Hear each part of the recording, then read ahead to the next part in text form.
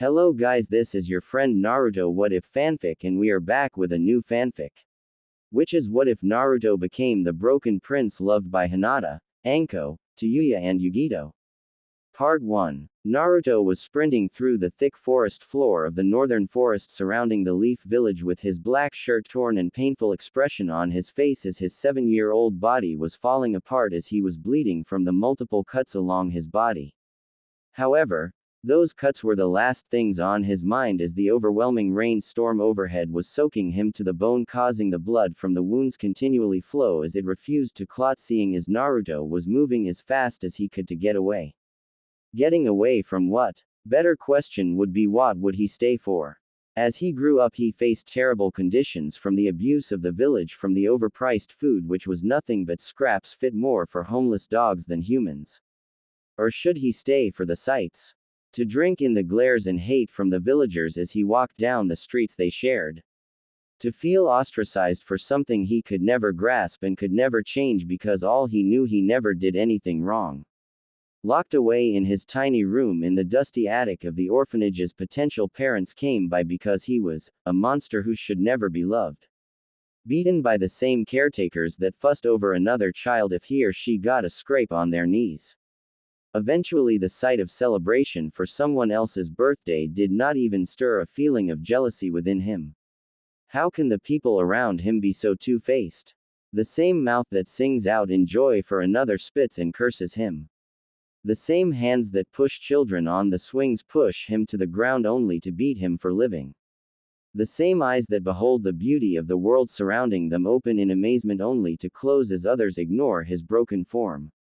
The same ears that listen to the rustling of the leaves in the still mornings become deaf to his cries in a nearby alley. Too lost in his thoughts, he failed to notice the large roots sticking out of the ground, and he fell in the middle of a clearing in the forest, allowing the undying rain relentlessly pour down on his small frame as if they were the physical embodiment of his painful memories. He gripped 2 handfuls of the grass beneath him as he struggled to continue on. Just a little more, just keep going. To where? A small voice in his head replied. It was that same voice that just wanted him to give in, just to accept what was going on in his life. That was the final straw as the sensations of rapidly passing memories of pain flew by, the storm roaring over him, hazy outlines of past abusers in the rain approached him as his mind was breaking. He gripped his overwhelmed head with his small hands and roared out to the storm in pure anguish. Stop. 7 years ago, Minato Senju was pacing around his office wondering how he was going to pull off this impossible task.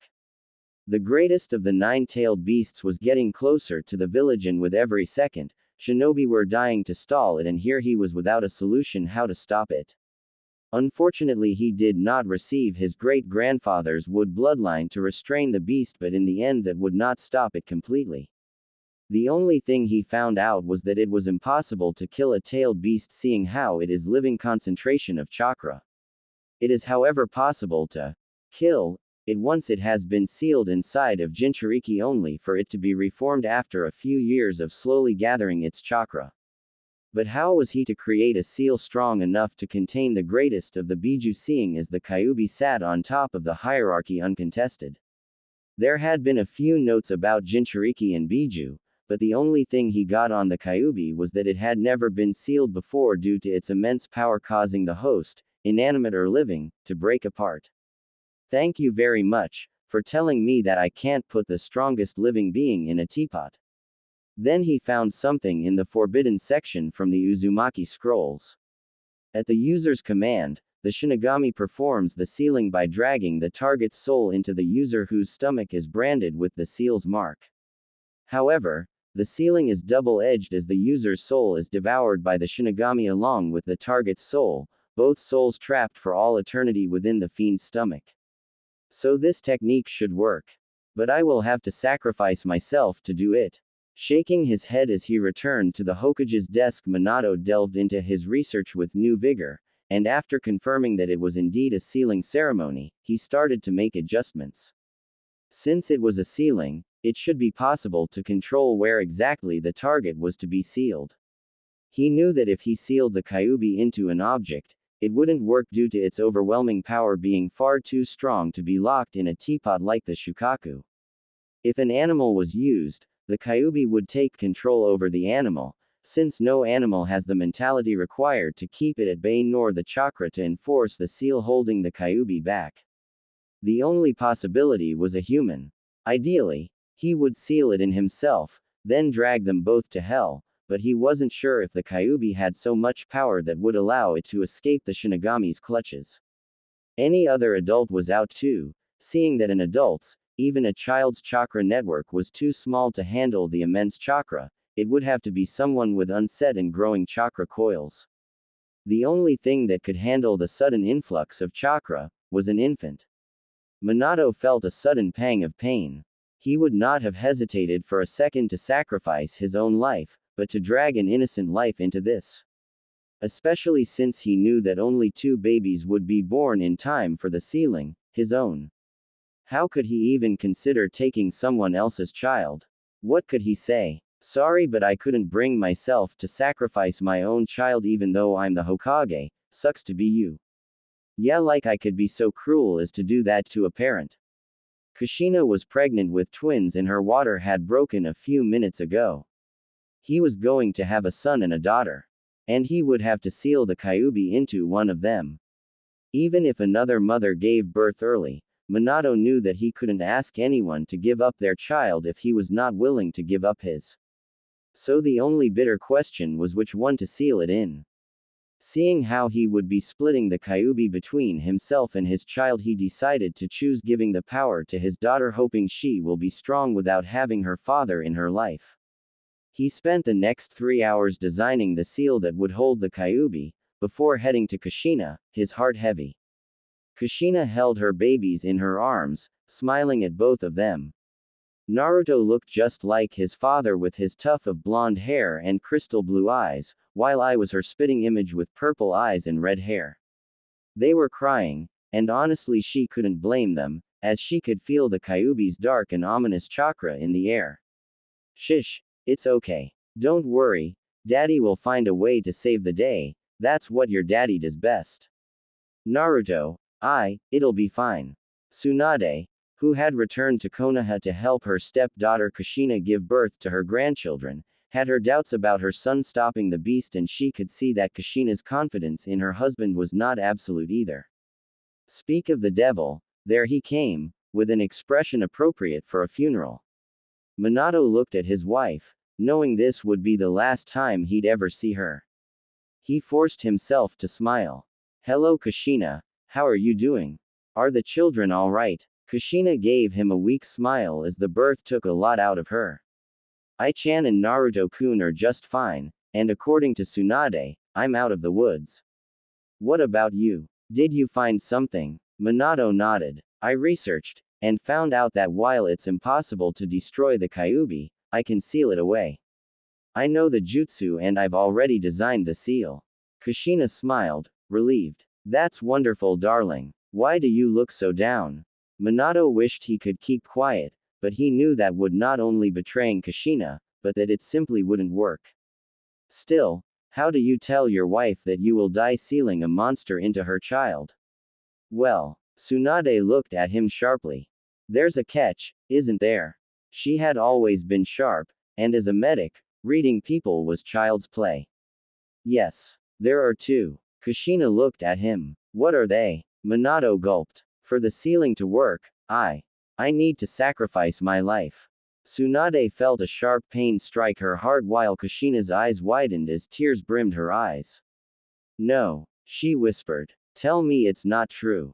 Minato glanced at her. I can't. To seal the kyubi, I need to summon the Shinigami. Kushina sobbed. It's not fair. After all we've been through, after all we've lost, after the war, now that we finally came this far, it just ends like this. Now that we finally have children, they will never know their father. It's just not fair. Tsunade looked at her son as she whispered her next sentence. Was that the other catch? Minato couldn't look her or Kushina in the eyes. No, he finally whispered, his voice sounding as if he had been gravely injured. Kushina was not really paying attention. After this news, what could be worse? Tsunade asked. What is? Minato stared at the floor, his voice trembling. The only thing that can hold, that could hope to keep the Kyuubi at bay, is. He paused, having to gather all his strength not to break down in tears, is an infant. Kushina stared at him, wide-eyed. Then she pulled her children closer to her chest. No, she stated, her panicked voice steadily increasing in volume. No, you can't. Not them. No, I won't let you. Not our children. No. Minato slammed his fist into the wall, tears now running down his face as well. Do you think I want to do this? He shouted, before taking a deep shaky breath. Kushina, I've looked through every possible source. I've searched everywhere. If I seal the fox in an object, the object will break. If I seal it in an animal, the fox will take over. If I try to take it down with me, it may escape me, because of how much chakra I would have to pull in myself. And nobody with set chakra coils could possibly survive the sealing. There is nobody else. Kushina. He grew quiet, small sobs escaping his lips. There is nobody else. Tsunade hesitantly patted his back, trying to comfort her son in his last moments. Tears streamed down her face as yet another person in her life was going to die and she could nothing to prevent it from happening. This once again showed her that the title of Hokage was more of a burden and a curse than anything else. Here stood a man, a loving husband and fresh father, who had to not only sacrifice his life in his best years, but damn his own child to house a demon. After nearly an hour, Minato left the room with Naruto, and a broken heart. He knew that he had to do it, but that didn't make him feel any better about it. If anything, it made him feel worse. Minato stood on Gamabunta's head, staring at the fox who destroyed his life in the village. He sighed. You ready, Gamabunta? The large toad snorted humorlessly. I am not a miracle worker, but I will do what I can.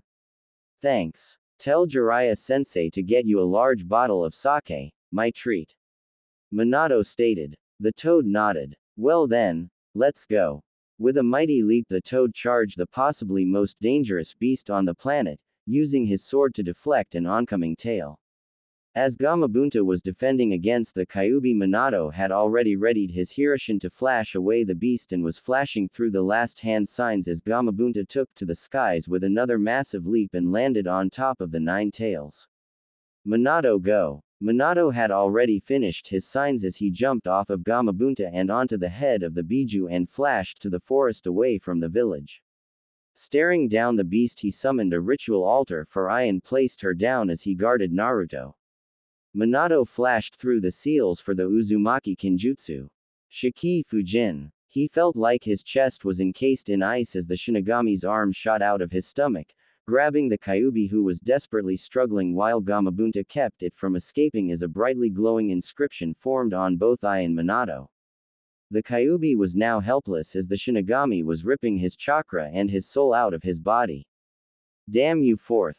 Minato slowly turned around and looked at the Shinigami, who was also looking down to him. Are you prepared?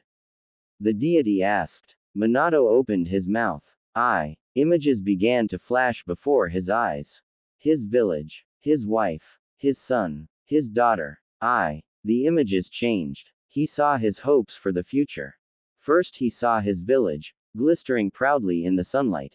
He saw Kushina smiling at him in front of their compound. He saw his children growing up, first as children, then young teens. He saw himself and Kushina giving them advice on the shinobi life. He saw them, now older, at their weddings. He saw himself hand the Hokage hat to his children. He saw his grandchildren sit on his lap while he told stories of long-past wars. He finally saw himself, now as old as Sarutobi, laying in a bed, surrounded by his precious people, peacefully closing his eyes. Unlike many shinobi, Minato's ideal death had never been to die in a brilliant display, fighting an equal if not superior foe like his great-grandfather or facing unbeatable odds to buy his comrades time like his great-granduncle. He wouldn't mind going that way, mind you, but his dream had always been to die peacefully of old age with a smile, surrounded by his loved ones. It wasn't fair. To have everything stolen from him, just when life had finally started to look up. He could stay tough, but facing a true demon, Minato, knowing it would make no difference, chose honesty. I'm not ready. This statement, while seemingly so easy to make, was the hardest thing Minato had ever done, including choosing to use his children. He gave up his ego, his pride, his image as the fearless, confident leader and revealed his true self. A man who was afraid to die with so much left undone. Where was his courage? His resolve to offer his life as the Hokage? The iron will and passionate love for his village that made him running into more than one hopeless situation with guaranteed death? Where was that passion that had driven him in the library to search for a solution, no matter the cost to himself? Gone. Vanished under the cold gaze of a demon that stripped away all falseness, whom could not be deceived. The Shinigami looked at him, his inhuman face betraying no emotion.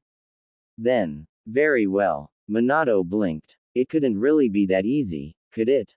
What? The inscription on his stomach suddenly disappeared. He was confused until he heard a poof behind him. Naruto was now on a similar ritual altar as I with Minato's old inscription. Naruto, what are you doing? Your soul is still mine, however, because I am not taking your soul now, I will also not take the Biju's soul, so rather your other infant shall have it sealed with him. With that said, the Kyuubi's chakra was sealed within I while his soul lived on sealed within. Deity looked at him with soulless eyes that froze any outcries in his throat. I am death. Everything dies. It makes no difference if I take you now or in 100 years. Eventually, you will die, and as our pact, your soul will be mine. I am patient. I can wait. With that, he vanished, leaving a baffled, slack-jawed Minato behind. Minato quickly ran over to his children only to find I peacefully resting as Naruto was crying. A red haze covered the bright red seal on Naruto's stomach as his naturally smooth face grew whisker marks signifying the sealing of the Biju's soul. No, not my son, Minato whispered as he looked on to what he believed was his now possessed son. Damn you Shiginami. Take me instead. Shocked sobs escaped his lips as he went to hold his son but pulled his arms away. No, he is no longer my son. It's all my fault. Minato then walked over and picked her up as Kushina rushed over with Tsunade and Hiruzen in tow. Minato-kun, you are alive. She slowed down, wondering what was wrong when she noticed the whisker marks on Naruto. Naruto, my baby. Minato, what happened? Kushina rushed over to pick Naruto up off the altar when Minato wrapped his arm around her waist. Kushina, it was my fault. I was a coward and now our son what was our son bears the Kyuubi's soul. He said with a shaky breath as he could not even utter the words himself. Kushina began to cry into Minato's shoulder and held on to her daughter for the life of her when Tsunade came from behind and wrapped her arms around the crying pair and offered her condolences. So shall this pass. That was what Jiraiya said when Dan died, but I was too filled with grief to understand what he said at the time, but I understood later. It means that both sad and even happy times will pass, so no matter how you feel now, time will change it over time. Ka-san, it's all my fault. It will all be okay. Meanwhile, Hiruzen Sarutobi was headed over to Naruto as he steeled his heart to kill his successor's child. He lifted his large bow staff to crush his head when he was stopped by a sudden yell. No. But unexpectedly it was Minato who stopped him, not Kushina, who was looking away and ready to let her ex-child die. We do not know what will happen if we willingly kill the Jinchuriki. It could terminate my contract with the Shiginami and kill both of us. Minato said as he called over a silver-haired Anbu to hand Naruto over. Minato-sensei, he is your. No, Kakashi, he is not my son. My son died because of my mistake, put this thing in an orphanage. His name was Naruto Uzumaki. Kakashi bowed his head and swiftly picked up Naruto and proceeded to give him to a nearby orphanage. Come, Kushina. Ka-san, I have to address the village. What happened? The reunion had been shocking and heartwarming, lasting nearly an hour before Minato decided he couldn't leave his villagers in the dark any longer. He took his daughter in his arms and smiled. She looked exactly like her mother. He stood on the tower, looking down on the masses gathering below, cheering for his victory. He smiled. People of Konoha, we have won. Thanks to our many brave shinobi, I have managed to find a way to defeat the Kyuubi. It will no longer be a terror to our village anymore. The roars were deafening. Minato raised his voice. But not I alone am the true hero. The heroes are all those who bravely face the Kyuubi. All the shinobi cheered even louder.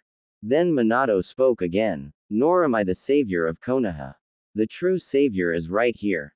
He lifted Ai up, so that everyone could see her. The Kyuubi was extremely powerful, and because it is immortal, nothing can truly kill it. However, this girl is keeping it locked away where it can never cause harm again. She is the jailer for the most powerful Biju, and she will make sure that we can live without fear. I present you the savior of Konoha, my daughter Ai Senju, given to us by beautiful wife Kushina Senju. There was a moment of silence, then the applause and cheering rose to new heights. Their great Hokage had stated that the girl, his daughter no less, was a hero who kept Kyuubi imprisoned forever, so it had to be true. The few yelling something about killing the demon were swiftly pulled away where the truth was beaten into their heads. Minato felt mixed. He was glad that his daughter and wife were accepted, but he also felt awful knowing he did not deserve these cheers and that his son needed to die for him to live. For a moment he had wished the Shijinami would come back and take him instead, but that would have been selfish seeing he would be leaving his family behind.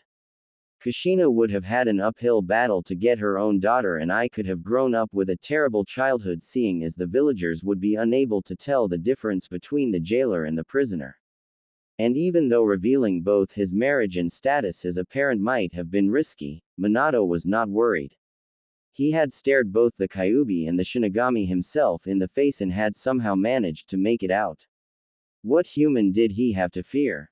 Iwa and Kumo would be too worried that if they attacked his daughter, her parents would retaliate and bring back the humiliating defeats the war had brought to them and their countries before. As the sun rose in the east, beams of sunlight struck on Minato and his family. The pain that the previous night began to wash away. Yeah, the future looks bright, Minato thought as he smiled at his family. Meanwhile, Naruto was crying in the shadows of a dark nursery with nothing but an empty room to listen to him. The next day, village council room. After all the excitement of yesterday, I had forgotten how unbelievably boring this job is. Minato Senju now was seated in the Hokage's chair as looked out to the semicircle of his advisors and the clan heads that made Konoha strong through yesterday's crises. Amidst the small talk, Minato was ready to just go back to his wife and children. No, child, attention. At his call, all discussion came to a close. He then began to talk about the issues of rebuilding the village and distributing out the labor between the clans and try to establish a general engineering plan. Ideally, the Hyuga would work with the Akamichi in teams to locate survivors and restore buildings. The Aburame would work with Inuzuka clan to re-establish the ecological biomes around the village.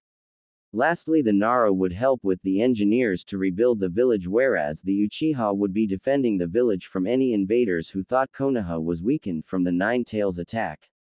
Well, I believe that covers everything, so please return back to your families and let's get the village back on its feet. Miento proceeded towards the door when the tapping of a familiar cane reverberated throughout the room. Minato, however, heard it and was regretting the upcoming conversation. What Danzo? He could hardly hold back the snarl from his face as his eyes did not betray his emotions. Danzo, on the other hand, could not care less about the icy demeanor of the yellow flash, not now when he had an agenda. Speaking of family, I would suggest you hand, was all he could get out before Minato had immediately flashed behind Danzo, ready to slice his throat if he finished that sentence. Finish that sentence, Danzo. Say you want to take away my child from me and raise her to be one of your emotional weapons. Say it right now so I can add your death as a part of the Kyuubi's death toll. Minato had said that as a whisper, but it could be heard loud and clear in the council room.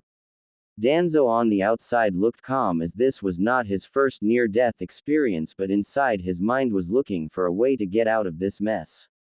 Danzo slowly removed Minato's kunai away from his throat as he began to speak again. Now, Hokage-sama, you did not let me finish my sentence before you became uneasy. Now what I was going to say was that you should hand over your son. Minato looked shocked, as did the rest of the council. Oh, you did not think you could keep it a secret for very long now, could you, Hokage-sama?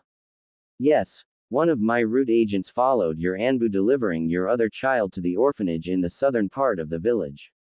Now why would our great leader not let the village know of his other child? Unless that child was the real Jinchuriki of the Nine Tails Biju. Gasps filled the room as Danzo continued. How pitiful. You think you can offer people hope by claiming that your daughter holds back the beast, but in reality you could only split its being between both of your children, leaving your son to bear the beast's soul while you would have the power of the Biju under your thumb to enforce your rule as Hokage. Minato quickly took control of the room as his chakra flared to unbelievable heights, showing the immense power of the Senju clan. No, I would never do that to the village. The will of fire burns brightly, but there are some places that the flame cannot reach. What I mean to say is that Naruto, who was once my son, is no longer what Kushina and I made together in love. He is now what the Shinigami and I made together in cowardice. No one in the room could even take a breath as the full implications of what the Hokage said were digested. Minato turned toward the council with tears streaming down his face. It was my fault. I failed to understand the jutsu. I failed to protect the village. I failed to protect my family. I failed the loves of my life because I was inadequate, because I did not have the courage to sacrifice myself when it came down to it. I can't look Kushina in the eye knowing that I killed our son and that he is still alive, mocking me as the beast wears my son like a new cloak. Hokage-sama, why not just kill him? I can't. I want to so badly, but I simply can't. I have no idea what would happen. I already lost my son from my ignorance. I can't bear to make another mistake. Theoretically, it would begin the revival of the Biju, because once the Jinchuriki is dead, the soul will escape the body and begin to reform and absorb chakra until a few years later it is at full power and we would have another invasion on our hands. Minato turned his back to the council members and walked out the door, but as he was going to close the door behind him, he stopped to say some parting words. There are times as a parent when you realize that your job is not to be the parent you always imagined you'd be, the parent you always wished you had. Your job is to be the parent your child needs, given the particulars of his or her own life and nature. I know that I will never be perfect, but god damn it if I won't love my daughter that much more and defend her from whatever this cruel life throws her way. Most of you all have children, so I know you must feel the same way, so hold them as you would the whole world, because to them you are their whole world. He left, leaving an emotional council as all the members bowed their heads thinking about their little ones. After the love for their children passed, only their hate remained. Hate for the world that their little ones will face. Hate for the pain caused to their Hokage, who was just as much of a man as they were. Hate was born from this immeasurable love for their children, and Naruto would be the scapegoat that would bear it. 7 years later, the blunt force of a kick jarred young Naruto's senses, or he was slammed through the door of his tiny attic room. Your dinner time is up, monster. Don't come downstairs until you have learned your lesson. Naruto, however, could only nod as his vision was still blurry from the heavy blow. After the door closed, Naruto pulled up to the cot along the far side wall and pulled away the chunk of wood that was covering his super secret project. Naruto slowly pulled out the knife he stole from the kitchen moments ago and began picking away at the hole in the wall. Hours passed as the metal knife began to dull and Naruto's glassy eyes began to close in his weak state until he finally caught a glimpse of sunlight peering through the tiny hole in the wood. That's it, just a little bit more. He began to rapidly widen the hole any way possible to where he could see the sun begin to set behind the Hokage mountain. One day I will get out of here and find Hokage-sama, he will save me. Naruto whispered as night fell and he replaced the wood chunk covering the hole and collapsed into the cot. He simply was too weak to maintain any continuous labor, as the caretakers always gave him the minimum necessary to grow and not starve. This all started about the age of 3 when he noticed how he was treated terribly. Once he could walk, he was basically on his own. He would have to sneak food to eat later, stay away from the other kids, and never go outside. He learned that last one really quickly when one day last year he thought he would go outside and play with the other kids at the park. 1 year ago, as he began to run toward the park, he failed to notice the hostile glares and the whispers of the people around him. Isn't that the demon boy? I heard he was locked away at the Konoha correctional facility. We have to tell the others that he has escaped. Quickly the street dispersed as Naruto made it to an empty park. Where is everybody? A 6-year-old Naruto yelled out, wondering if they were playing hide and seek. We are right here, demon boy. He turned around to see a mob of civilians with any weapon they could get their hands on, ranging from torches to wooden bats. Now Naruto realized what was going to happen since he could feel the negative emotions rolling off the crowd. He knew but couldn't move. Come on, move, please move. The previous years of abuse began to forcibly rip through his mind, making his legs clamp up, rooting him to the ground he was standing on. Naruto then remembered a story he overheard one night in the orphanage after dinner. This is a story about a hero that saved the Hidden Leaf village from an attack by a viscous beast, who truly risked his life defending the village, a noble man with a burning will of fire. A true story, one that will never be forgotten. He never hesitated despite the approaching threat. He fought to the end, to protect what was precious to him.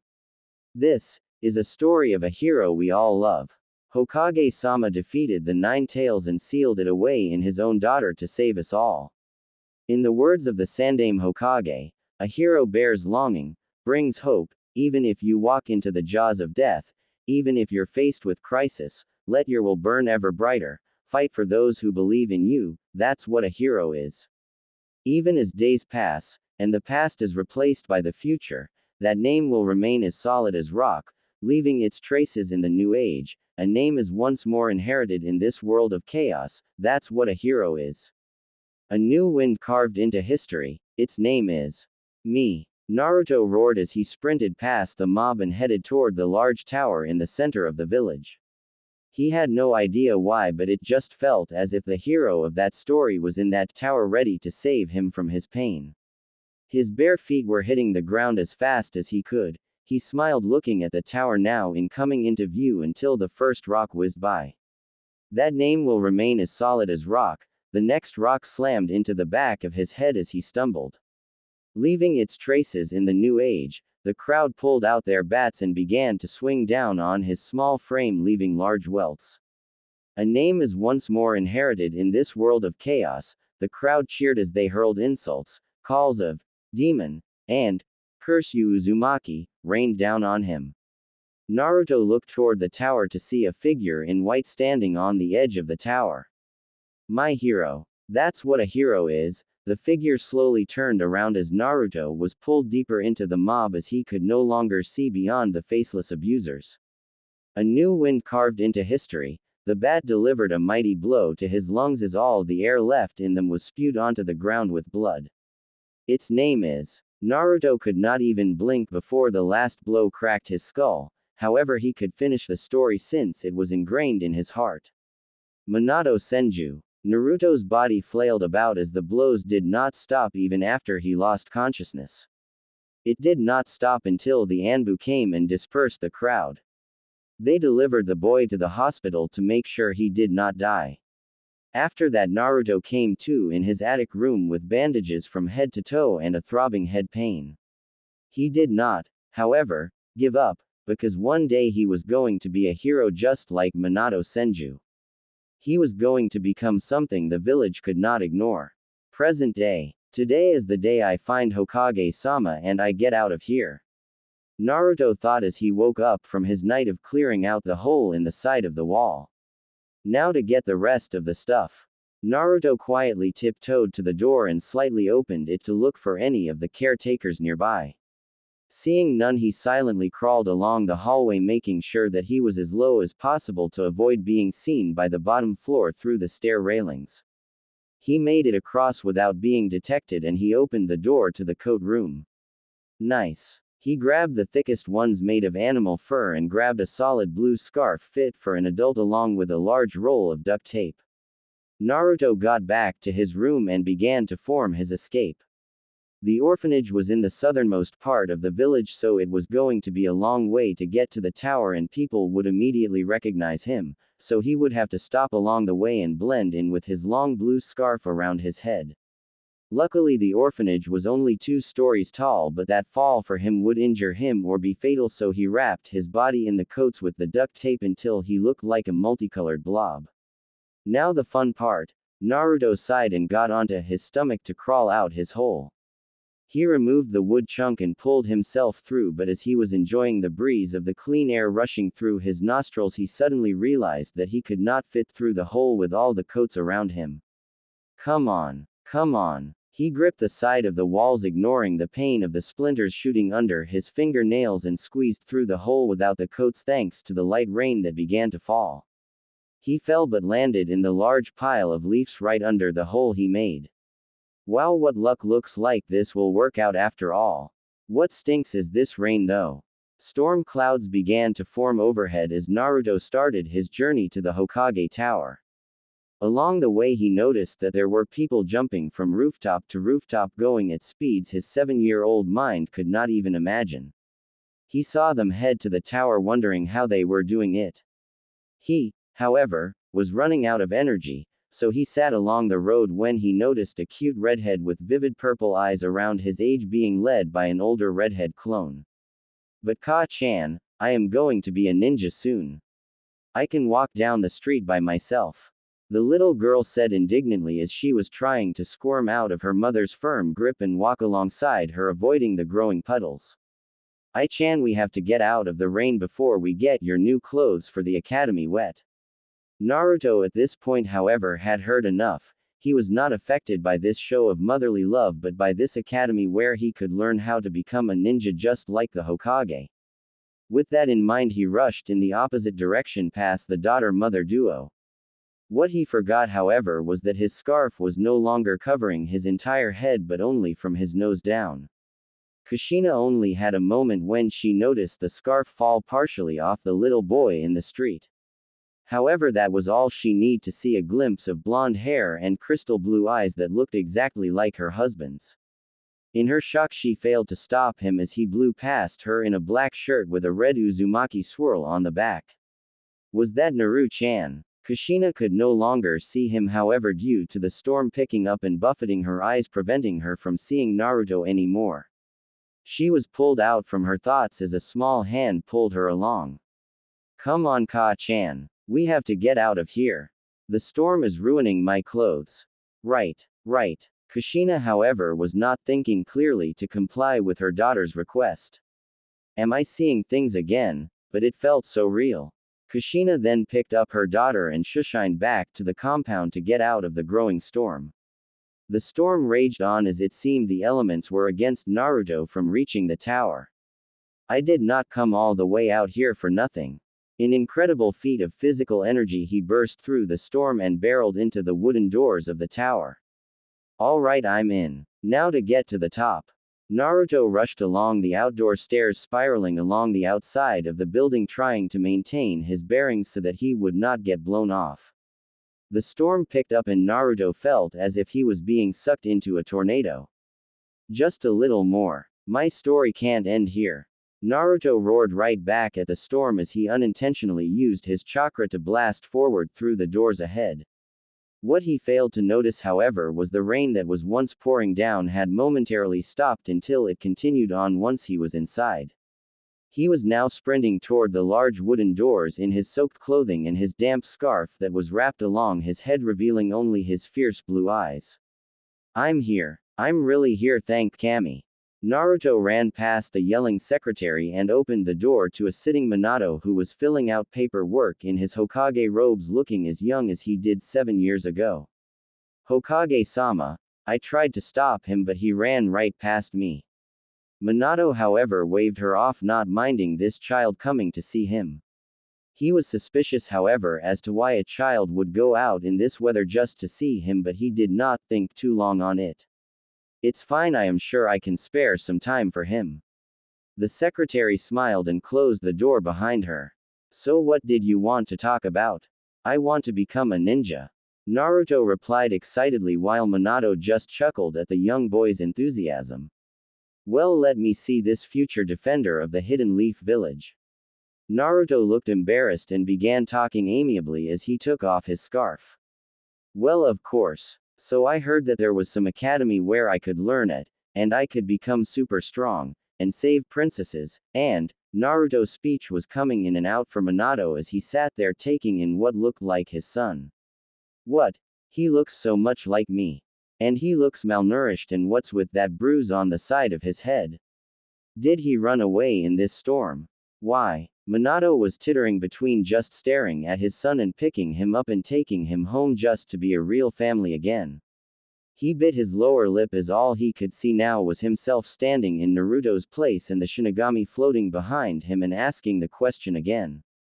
Are you prepared? The Shinigami said to the phantom Minato standing in place of Naruto.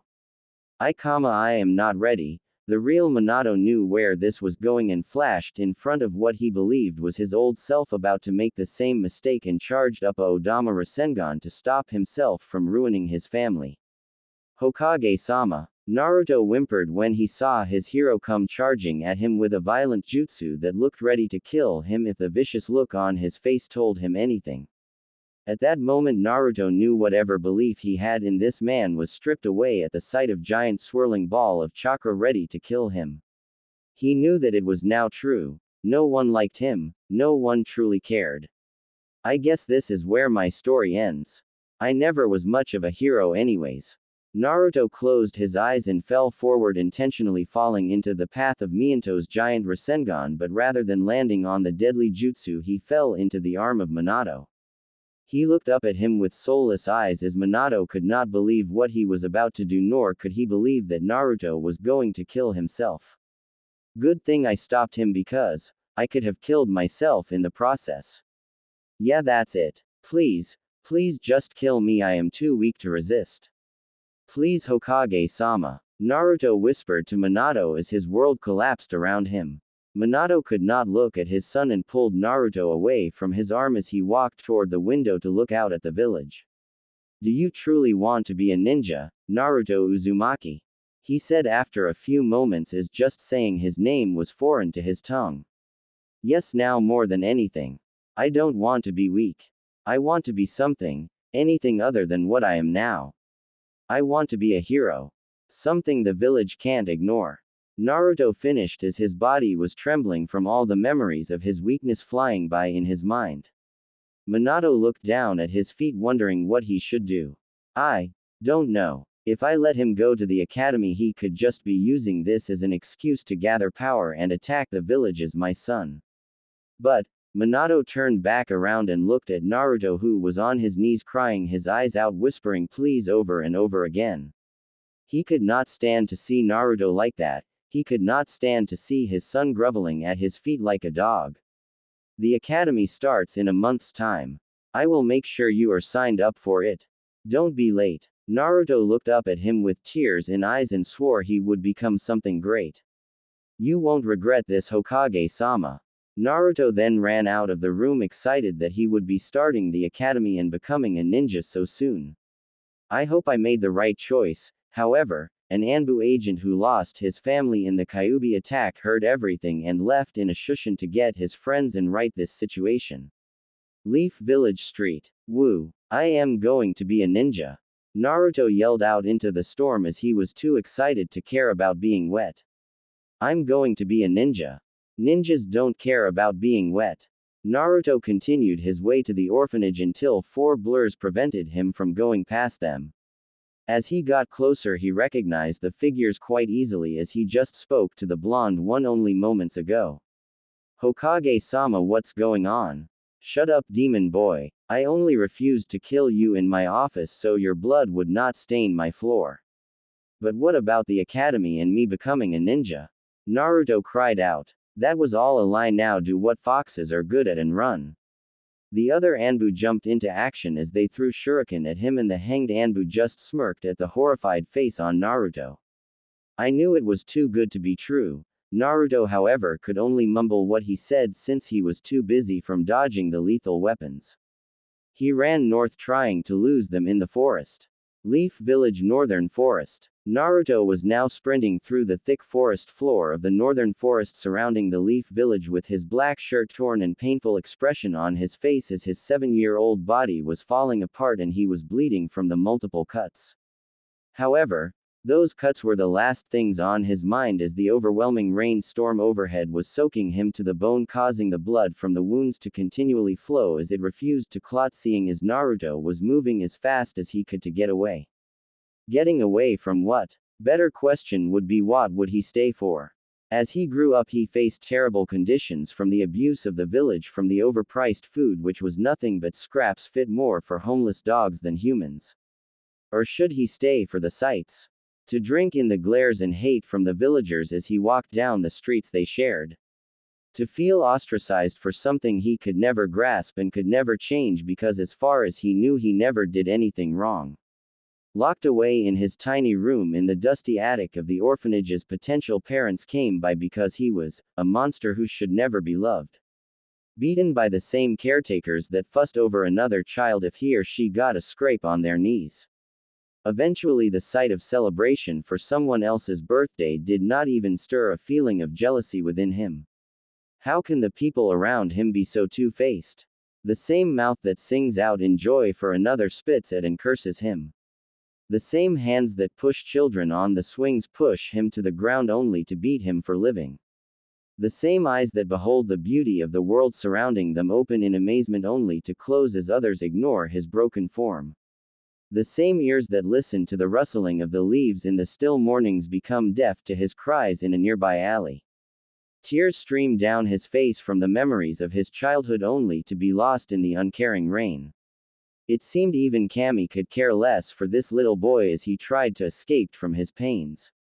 He even tried talking with the Hokage, but it seemed he was always too busy, or when he did talk to him, he would only say something about how the villagers would eventually stop or how they will grow to love him as he would be defending the village, but he refused to even look at him, usually over him or even through him. It was during these talks when he realized that no one would ever love or even care for him. Too lost in his thoughts, he failed to notice the large roots sticking out of the ground and he fell in the middle of a clearing in the forest, allowing the undying rain to relentlessly pour down on his small frame as if they were the physical embodiment of his painful memories.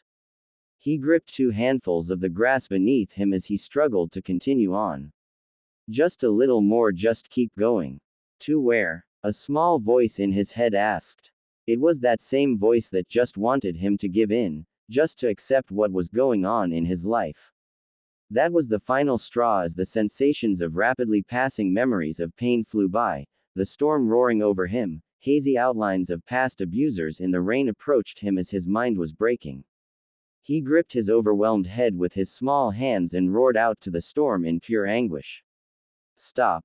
Then the unthinkable occurred. The rain suddenly froze midair as if someone had hit the pause button on a movie. Naruto looked wide-eyed at the immobile rain and reached out to touch a large raindrop when a sudden loud rumble of thunder broke him of his trance. He jumped back as the rain then continued to pour down on him with such intensity that it made it nearly impossible to see, and with such speed that it began to hurt him as he continued to run away, seeking shelter from the storm. Naruto could not see and was too tired to continue walking, so he collapsed face first into the soft grass. Well, it should have been soft, but it felt as if he hit his face on concrete. OWW, what was that? Naruto rubbed his face to get the water out of his eyes and removed the dirt covering what seemed to be a solid concrete circle, like a sewage drain cover, with a strange symbol in the center. This looks weird, maybe it's covering something. Naruto's small fingers wrapped around the edges and he moved the concrete covering slightly with all he had. He noticed that it was covering a hole that led to a tunnel underground. I wonder what's in here. Well, whatever it is, I need to get out of this storm, so I'm going in. He put his arms behind his back as he tried using his legs to push the rest of the cover off until a few seconds later there was enough space for him to fit in. Naruto jumped down and rolled when he hit the bottom, which was about 8 feet from the top of the hole. He continued on into the darkness until the tunnel widened and candles flickered on as he walked to the center room where a large scroll was sitting on a table next to a weird-looking sword. Whoa, that armor looks so cool. Naruto ran towards the mannequin wearing armor emblazoned with the Senju symbol worn over a simple black suit, with a distinctive white fur collar. This armor was constructed from numerous blue metal plates, formed into multiple protective guards along the body, in particular, chest, waist, groin, lower behind, shoulders and upper arms. This clothing was accompanied by sandals and a hapuri engraved with the Konoha emblem, in the place of the more traditional forehead protector. Naruto did not know it, but in his weakest moment he found the armory of his unknown ancestor. Becoming stronger, Naruto spent a few more seconds to examine the armor until he went over to the table with the scroll and the sword. He decided to wait to open the scroll until he explored the rest of the area, so he looked around and noticed there were 3 doors on each wall surrounding the main room. He went past the table with the scroll and the sword and straight into the room behind it, only to find a small bedroom for one with a large closet and a nightstand with a lit candle on it. Well, that wasn't as exciting as I thought, but it's way bigger than my old room. He closed the door and looked to his left and then his right to see which door would have something cooler behind it. He then just shrugged, knowing it did not really matter which door he opened, if so he headed to the one on the right to find what he guessed was the training room. The room was weird to say the least. There was white tiled floor with holes in it surrounded by water on all sides in trenches forming a sort of moat. He also noticed that there were 3 training logs in the front of the tiled floor set in a staggering pattern. He decided to take a closer look, so he took off his shirt and jumped in the trench in front of him and swam the short distance to the floor. It was not until he hit the first tile that something went wrong. The poles began advancing on him and he began to move to get out of the way when they continued to move in a set pattern, so he was able to avoid them quite easily. "Ha, is that all you got?" He would immediately regret his words when the floor underneath him began to rumble and water began to shoot out of the holes, randomly keeping on his toes. "Come on, I didn't really mean it." Things got serious when he slipped and the hole nearby shot out and skimmed his arm and created a small gash along his arm. He recognized how powerful the water coming out of the holes was, so he quickly decided to get out of there. He bolted toward the exit when the other half of the training floor folded up, making a wall pointing all the holes at him, ready to jet the highly pressurized water into his back. "I can't reach the door in time, I need to do something." Naruto turned to face the wall when he noticed that the jets of water were already on their way to kill him.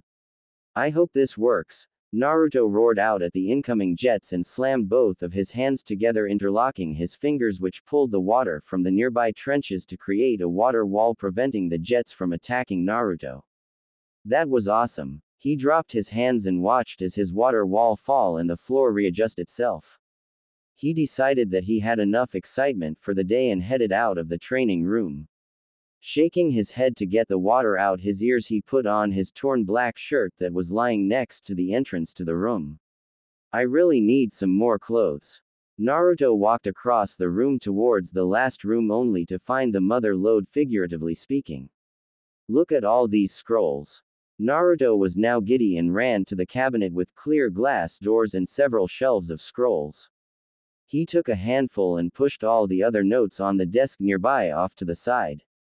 He opened one to find Sweden, Water Dragon Bullet. Naruto was excited since it sounded really powerful, but realized he had no idea how to even attempt it. What is elemental manipulation? Wait, 44 frickin' hand signs. I don't even know any of these. Why are they animals anyways? Naruto huffed, knowing he was going to have to learn all the basics before he could try to learn the more advanced techniques. Now where was he going to learn all this stuff? Suddenly he got it. The library. But I can't go out like this. Let me see if there is something in the bedroom. Naruto entered the bedroom to find the closet, only to open it up and find nothing but a rack of long-sleeve black shirts with white fur collars. This is seriously all he wore. Sigh. What was I going to expect? A closet full of clothes for a 7-year-old? Naruto closed the door and began to walk out the armory when he remembered that he did not read the scroll in the main room yet. He approached the table and began to unravel the scroll only to find what would shock him. This will most likely be my last message to pass on, seeing as we are entering the peak of the war. I plan to take my team along with a few extra ninja I can trust in. If I can't tell anyone before I die, I want Saru to become the next Hokage. Saru, if you are reading this, protect those that love the village and those who believe in you. Nurture those to whom you can entrust the next generation. Likely at the end of the next mission you will be the next Hokage. Saru, take care of the hidden leaf. To anyone else that has found this place, friend or foe to the hidden leaf, know that if you came here for power you will not find it, for my power never came completely from my own skills but rather built upon the principles of a clan of water wielders greater than I. The Uzumaki clan and the Senju have always had close ties, seeing how Ni-san got to marry Mito Uzumaki. Ni-san was always a fool, considering the first time they met he had to make a wood-style joke that did not go well with the elders, but somehow he made her happy, so I guess he came through for the clan in the end. Thanks to this marriage the clans came closer together. However, the clans were naturally too different to exchange jutsu due to the fact that the Uzumaki's bloodline was activated in only a few people at the time, and only I in the clan could follow in their footsteps thanks to my unnaturally high water affinity.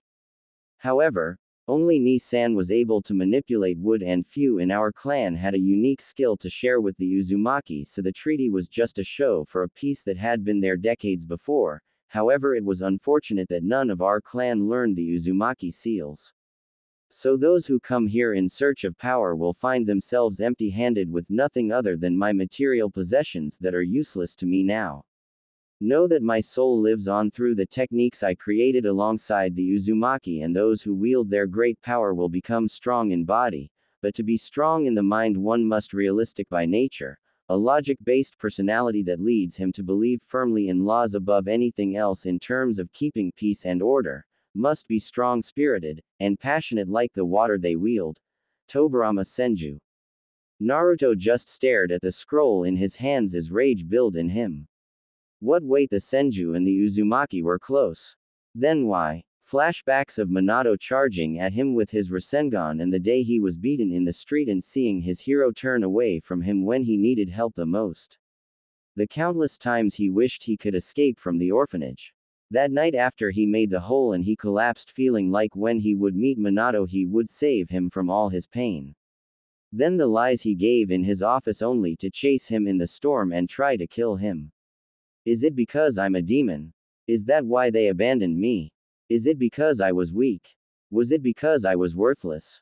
Naruto grabbed the sword of the Thunder God and charged it, ready to destroy the scroll and anything in reach. He stopped just inches away from the scroll. Lightning was crackling violently, ready to destroy anything in its way.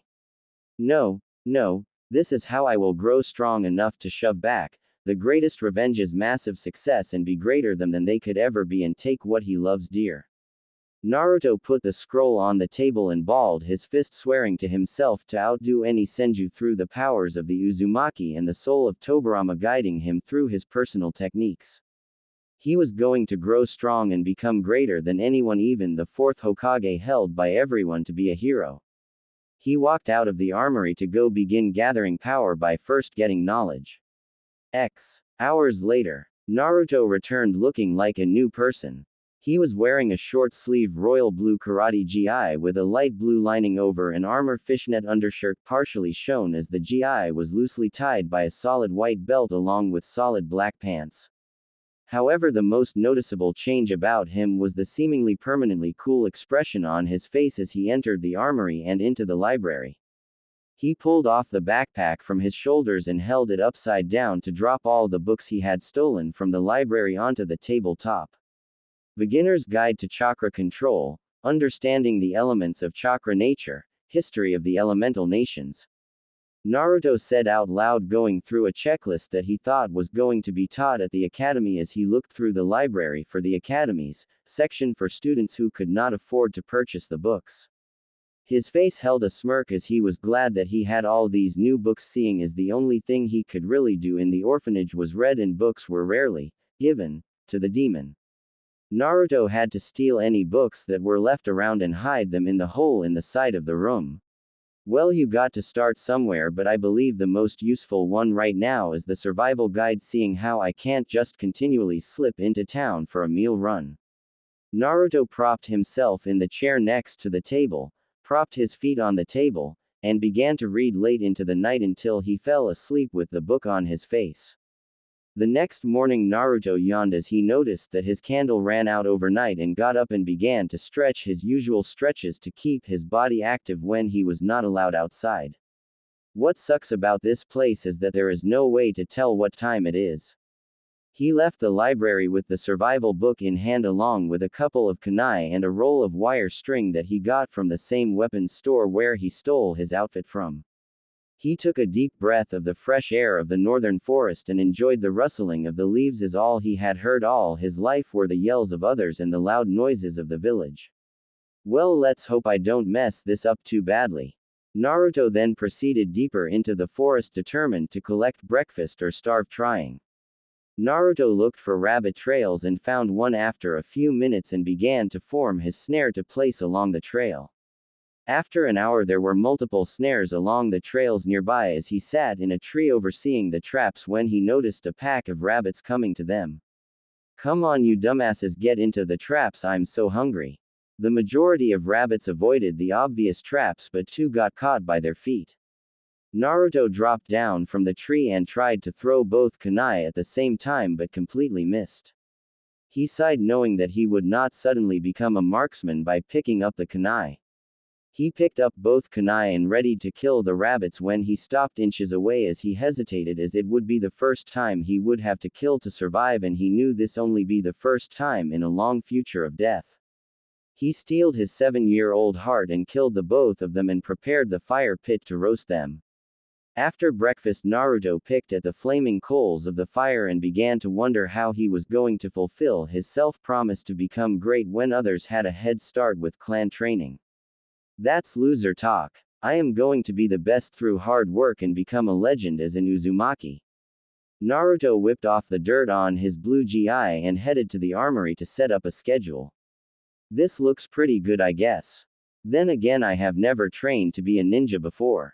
Naruto was sitting in the library looking over his schedule. 8 a.m. wake up. 8:15 a.m. hunting, breakfast. 9:15 a.m. shuriken and kunai training. 10:15 a.m. workout. 1. 25 push-ups. 2. 50-yard handwalk. 3. Jump rope 500 times. 4. 50 straight punches to training log each side. 5. 50 roundhouse kicks to training log each side. 6. 100 squats. 7. 5x 50-yard sprints. 8. 2 sets of 90-degree sprints. 1 p.m. cool down and calisthenics. 1:30 p.m. shower and lunch. 2 p.m. reading. Beginnings of chakra, chakra control, history of the elemental nations. Academy Manual on Taijutsu, Academy Manual on Ninjutsu, Academy Manual on Genjutsu. 5 p.m. Taijutsu training with jets off. 6 p.m. Taijutsu and evasion training with jets on. 7 p.m. meditation and chakra control exercises. 8 p.m. bloodline training. Manipulation outside of dangerous situations.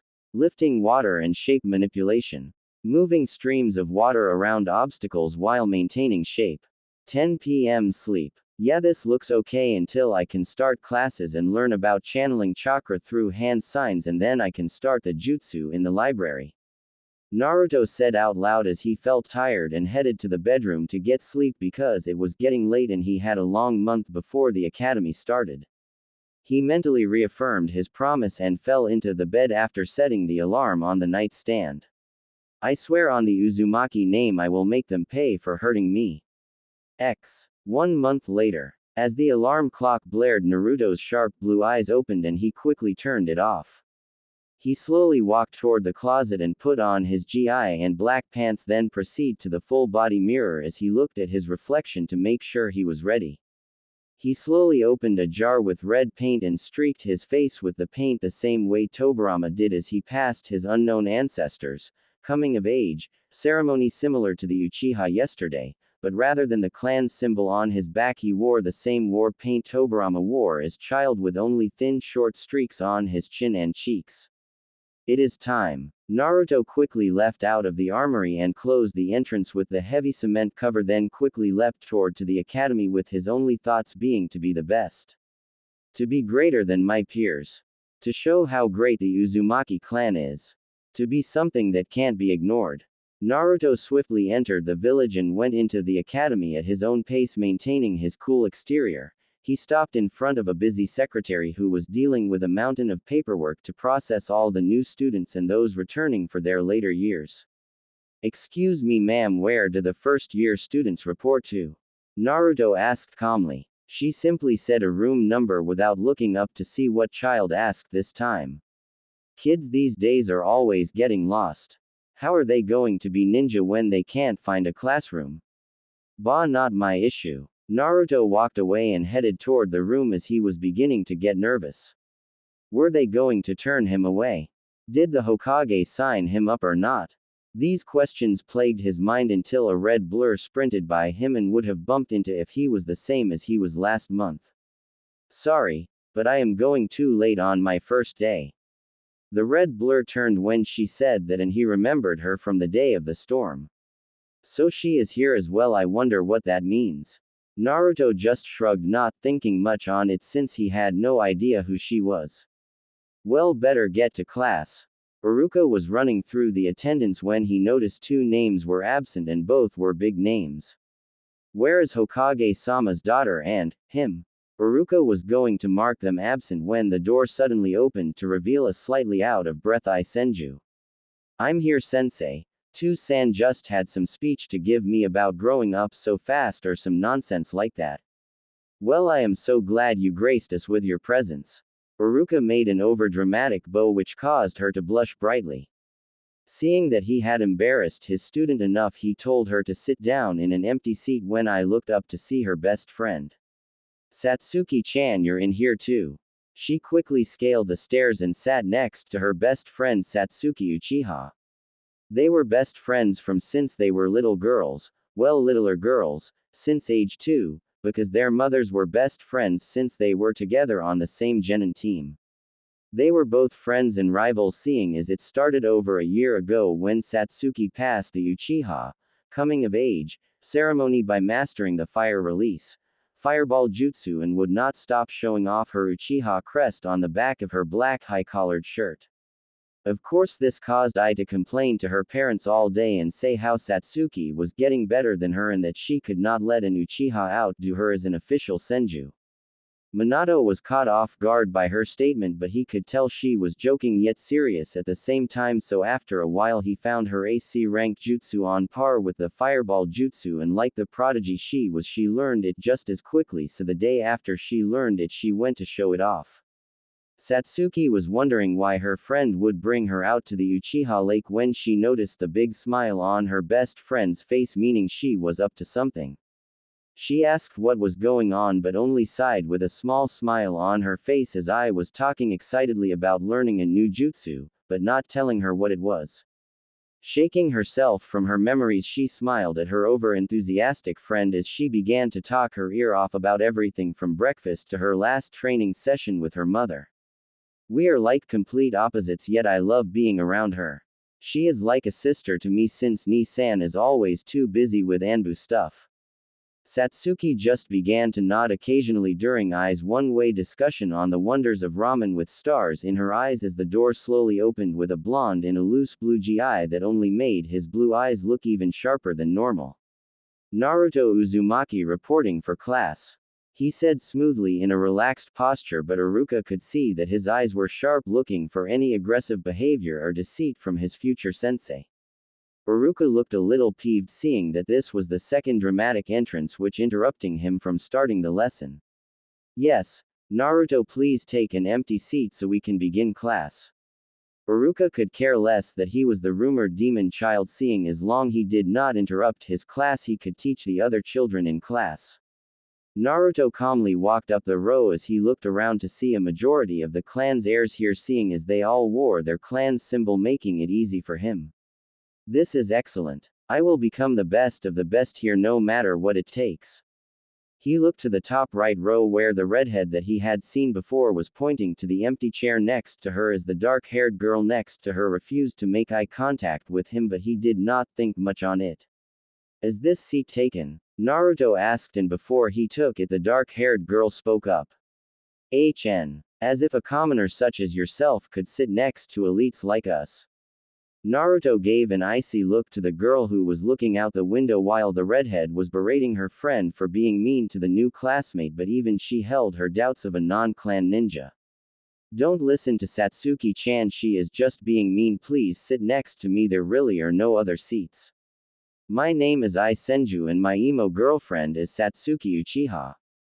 Naruto, who was facing a speaking Iruka with his hands interlocked trying to avoid speaking to them, began to grip his hands tighter together at the mention of the Senju. The first step to becoming better is to soundly defeat and dominate their rival. What luck that they are best friends as well. Naruto just grunted in response like an Uchiha, drawing a raised eyebrow from both girls, but they ignored the blonde boy until Satsuki decided to speak up again.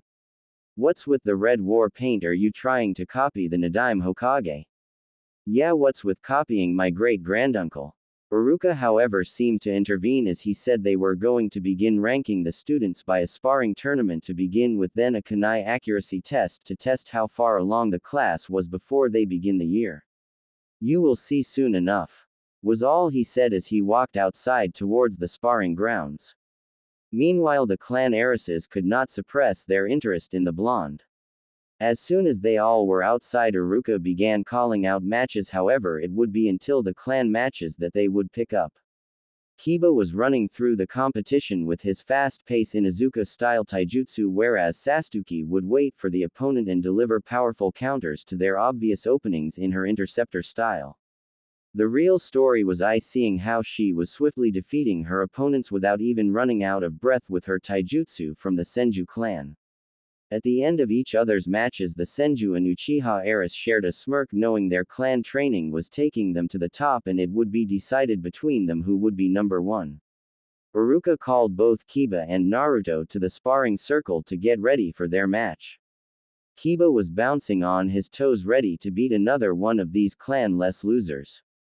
Hurry up so I can beat you. I don't have time for losers like you. And I have to impress Ai-chan and Satsuki-chan.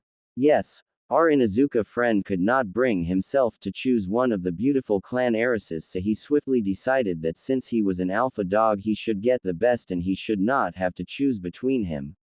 Naruto could see his excitement and could hardly hold back his own, but he casually entered the sparring circle and assumed a taijutsu stance where he held both of his fists under his shoulders and held a 50-50 stance, creating a mental centerline dividing Naruto's stance in half. Naruto Uzumaki vs Kiba Inuzuka. Ready. Begin. Iruka leapt away as Kiba charged at Naruto with a wide right hook as Naruto saw him coming a mile away. He calmed himself and thought on the taijutsu scroll he found in the armory's library. Empty your mind. Be formless, shapeless like water. If you put water in the cup it becomes the cup. If you put water into a bottle it becomes the bottle. You put it into a teapot it becomes the teapot. Now water can flow or it can crash. Be water, my friend. Naruto met Kiba's right fist with a fierce elbow and traced Kiba's quick follow-up left jab with his other elbow. Kiba backed off a little to shake out the pain in his hands before he lunged out at Naruto, who had yet to move from his original stance. Water can flow. Naruto followed Kiba's straight punch and fluidly shifted his stance, bringing his left arm across his center line and moved Kiba's punch away from his body.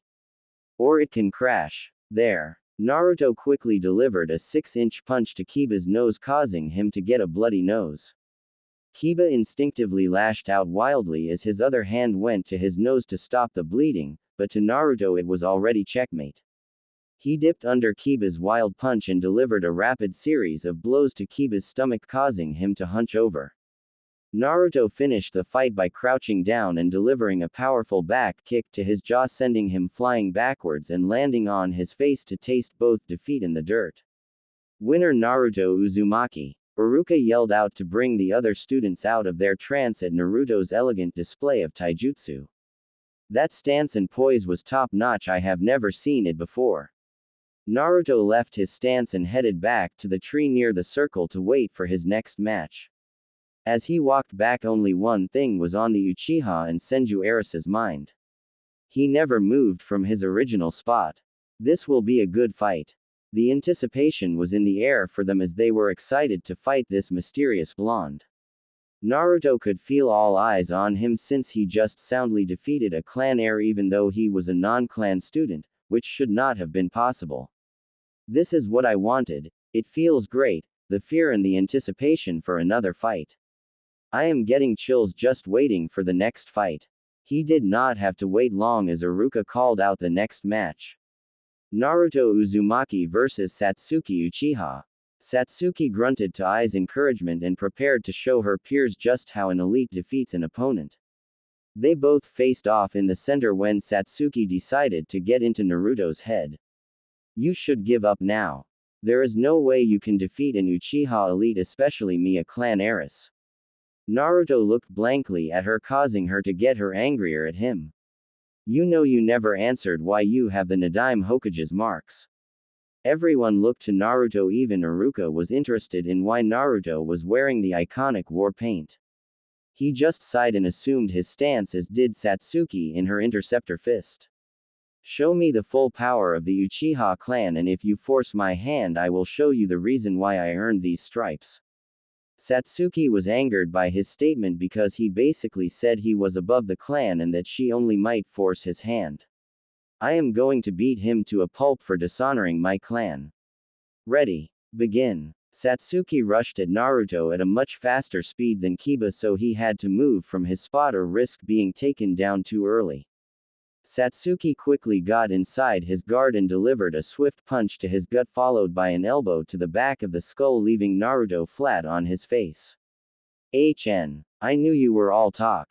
Iruka-sensei called the match. He won't be getting up anytime soon. Just as Iruka was going to call the match in her favor, he heard laughing from the previously thought knocked out boy. Haha, you really thought that it was over? Come. Now I know how soft your blows really are.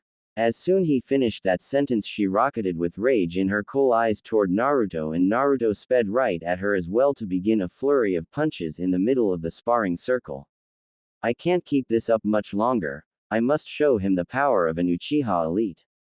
Satsuki quickly disengaged and began hand signs for her jutsu before Iruka could stop the match. Snake right pointing arrow, ram right pointing arrow, monkey right pointing arrow, boar right pointing arrow, horse right pointing arrow, tiger.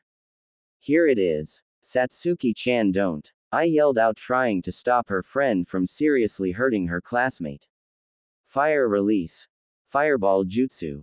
Satsuki released a large orb of roaring flame directly at Naruto, but when Iruka was about to jump in, Naruto began to hold a hand sign.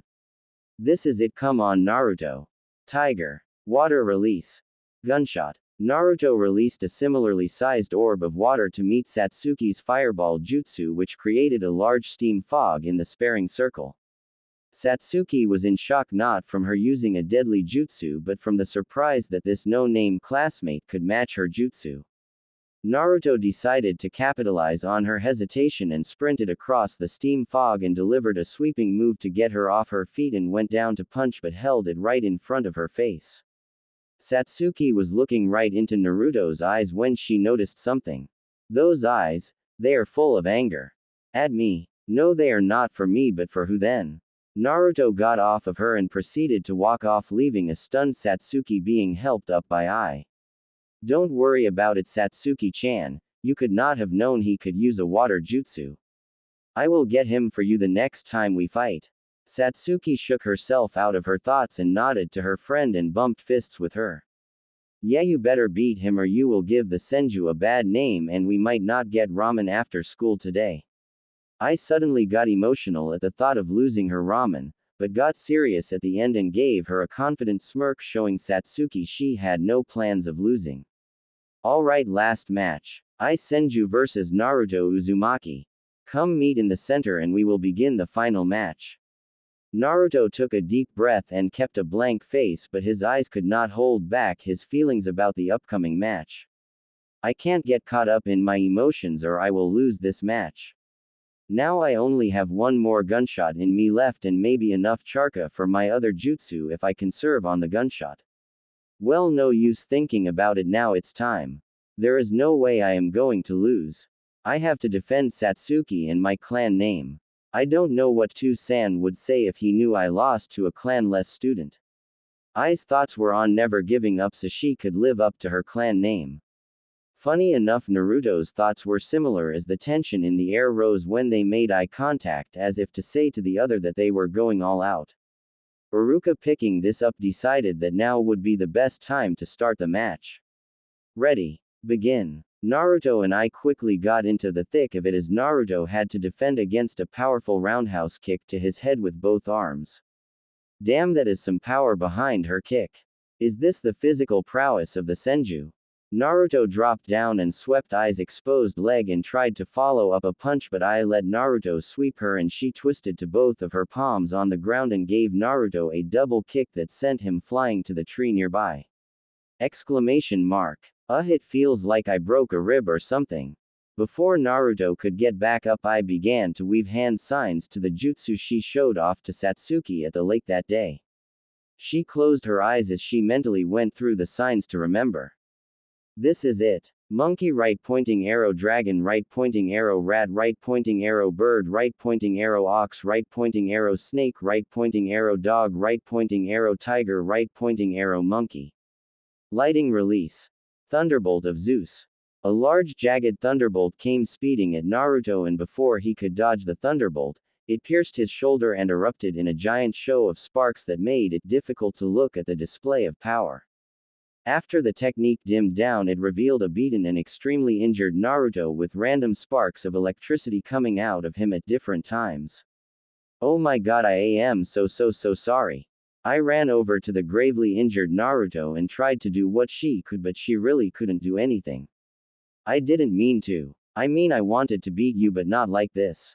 I had tears in her eyes thinking she just killed her classmate when Naruto underneath her tapped her head with both his pointer finger and his middle finger and then directed her attention to another, the Naruto right behind her, with a flat hand to her neck simulating a kunai if this were a real battle. But if you are there, then who is? The Naruto beneath her dissolved into water, revealing it to be a water clone the whole time. When did you? Naruto decided to interrupt her question because he knew what was coming. When you closed your eyes to remember the hand signs to your jutsu, I created a water clone to take my spot as I waited in the tree limb above you for when you would come over. He answered without taking his eyes off her. It's like he is only looking at me with those deep blue eyes. I mean, of course he would only be looking at me. I asked the question, stupid. Naruto walked away, balling his hand into a fist, letting blood flow through his fingers, completely ignoring Ai's blushing face. I'm becoming stronger. Good.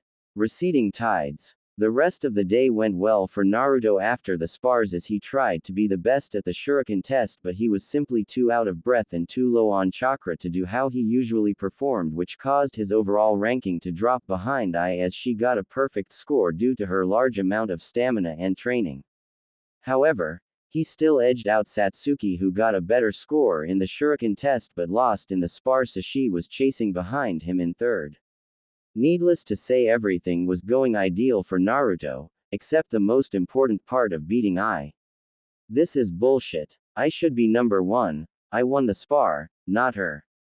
Naruto could only glare at the ranking list outside the classroom, hoping it would burn to ashes by his look. He sighed and went back to the armory to eat and rest as his chakra was as low as it had ever been in all of his training over the month. This did not deter him, but only pushed him on. As he left, he could feel the stare of a cold pair of eyes, but he refused to acknowledge them as he turned to leave. Satsuki-chan, I got first place.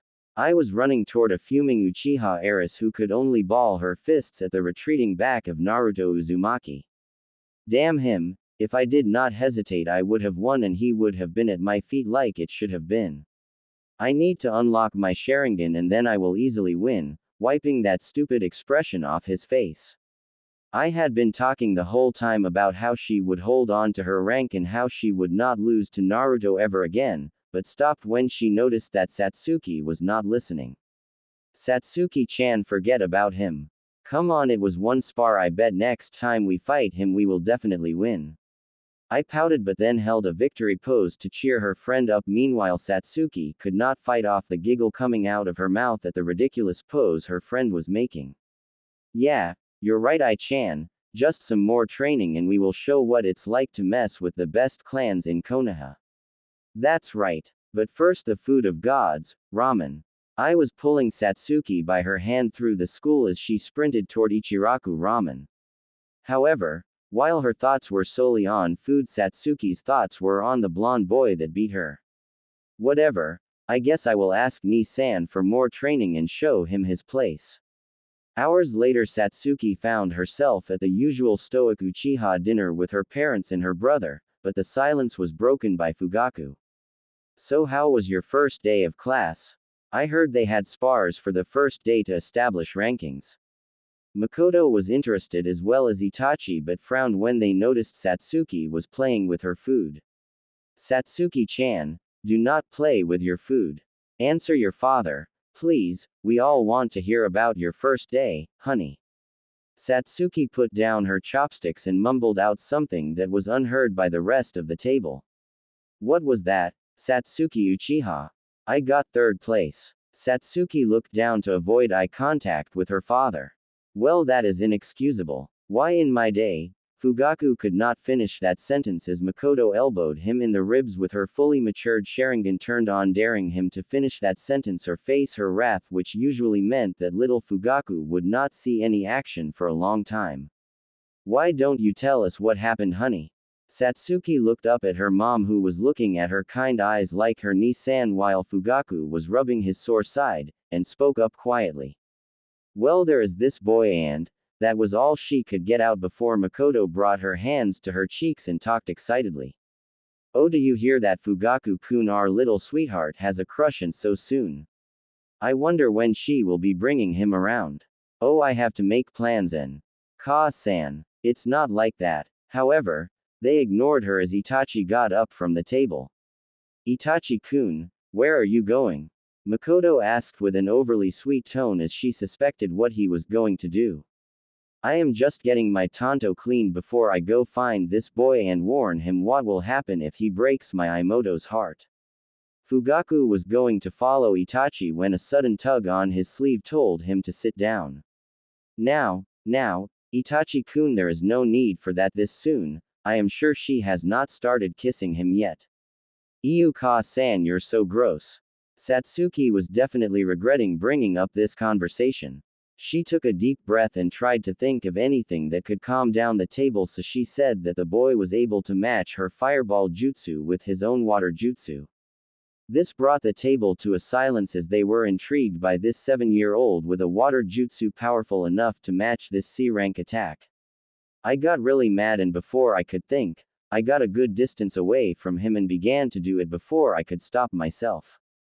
I could not stand the thought of losing to him after he insulted the clan, so I put as much chakra as I could, but he stopped it with a water jutsu the size of my fireball, and then while I was distracted he won by quickly following his jutsu like he knew he was going to beat my fireball. I am definitely going to see this boy, and bring the tanto just in case, you never know. Itachi asked what the name of this powerful boy was, and what she said next shocked the table. Naruto Uzumaki. And Ni-san, I need more training if I am going to beat him. Satsuki finished as she missed the shocked face of her mother and the raised eyebrows of her brother and father. Itachi. Fugaku got his attention quite quickly with his sudden serious tone. Begin to train your sister seriously, we can't let her soil the Uchiha name by losing to him. Itachi met his father's stern look with one of his own as he knew exactly what he meant.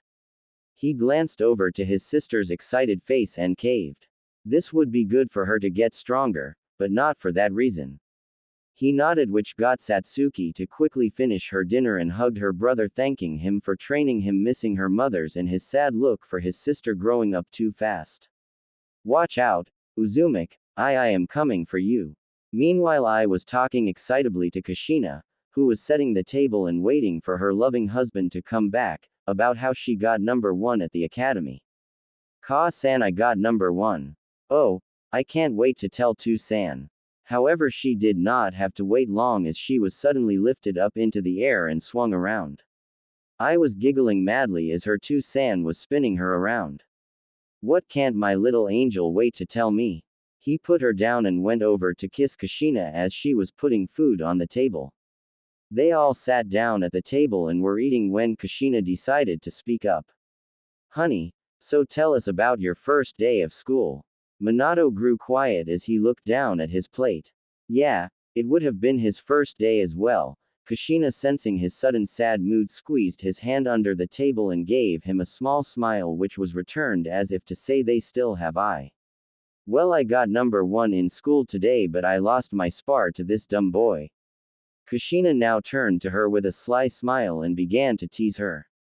My, I-chan, it's so soon for you to like boys. I guess I'll have to have Minato-kun draw up a marriage contract for you and this boy. Minato quickly picked up on this and sighed very dramatically. Oh, my sweet angel will soon leave me all alone for a boy, so I guess I will stop making my special ramen. I suddenly grew wide-eyed and waved her hands incessantly as if to stop Minato from not making his special ramen. To-san, please don't stop making your ramen. I won't leave you for Naruto. At that name, all the laughing stopped so quickly that I thought she did something wrong, so she tried to backtrack and spoke up. Yeah, Naruto Uzumaki was the name of the boy who beat me. He was so good. I mean, I need to train harder to beat him so I won't lose to him and fall for his tricks. How was I supposed to know I hit his water clone and not the real him? But Kiba and Satsuki-chan lost also, so it wasn't just me. I will train so hard that I will give our clan a good name and beat that no clan loser. I finished as confidently as she could, fake as she thought her parents were mad at her losing to Naruto, but she had no idea how deep she hurt her parents by bringing up their lost child. An image of the Kyuubi was behind their small child as if it was smirking over its new vessel. Minato's hand tightened around Kushina's until he heard his daughter whimper out his name, and he looked up to see his daughter looking scared at his sudden rage. He quickly went around the table as I began to cry into his shoulder, mumbling about how sorry she was for losing her match and that she would try her hardest next time. Minato slowed rocked her, saying that it was okay and that he wasn't mad at her for losing. He mentally cursed himself as he knew that I could sense his negative emotions. He had no idea she could until one day when he was depressed thinking about Naruto while she was 4. Minato was in the main bedroom moping while looking at the picture of him and his pregnant wife smiling for the camera with a signature at the bottom saying, "Looking forward to twins. Twice the joy, twice the love, twice the blessings from above." He would occasionally look at this picture trying to overlook the sadness with the happiness of their expecting faces. He was brought out of his thoughts when his little girl came into the room and he put the picture away and wiped away tears in his eyes. "Honey, what are you doing here?" He picked her up onto his knee and she pouted and brought her hand to his heart. "To-san, why are you always so sad?"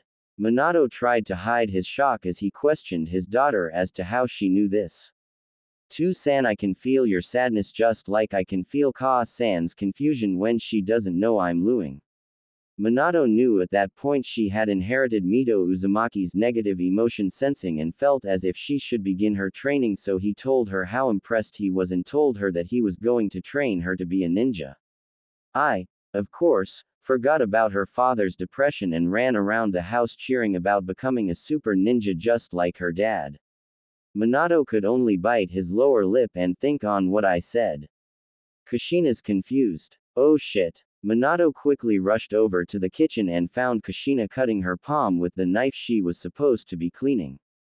He wrapped his arm around her waist, giving her a hug from behind and whispering to her that he loved her so much and for her to listen to the joy of their daughter. Kushina, however, could only stare at the cut she gave herself and let tears fall from her eyes. Pieces of me are just gone. My name, my clan, my baby. I want to go away. As she started to move, she felt Minato's strong arms holding her. However, to her they felt like ropes and she struggled to be free to the point she was screaming to be free. Minato, however, just held her as her beating fists slowed down to nothing but a series of taps, and finally she passed out from another of her episodes. I can't let I see Kushina like this. I will leave her with Makoto to see if she can help her again. Minato could only thank Kami that Makoto was around to calm his wife down during these episodes. It was like she was the only one that could help her when she was dealing with the aftermath of an episode. So Minato quickly formed a shadow clone of himself and left in a flash to the Uchiha compound. I came into the room only to see her smiling father and asked where her Ka-san was. He picked her up onto his shoulders and carried her down to the training room, telling her that Ka-san just need to get some groceries for dinner for tonight. I eventually fell asleep under her two-san's slow rocking and all the energy she expended today from the excitement of the first day, so Minato carried her daughter to her bedroom as Kushina followed right behind, smiling at Minato's gentleness. He laid her down gently on the bed, gave her a kiss on the forehead and went to the main bedroom, giving Kushina time alone with Ai as she normally did.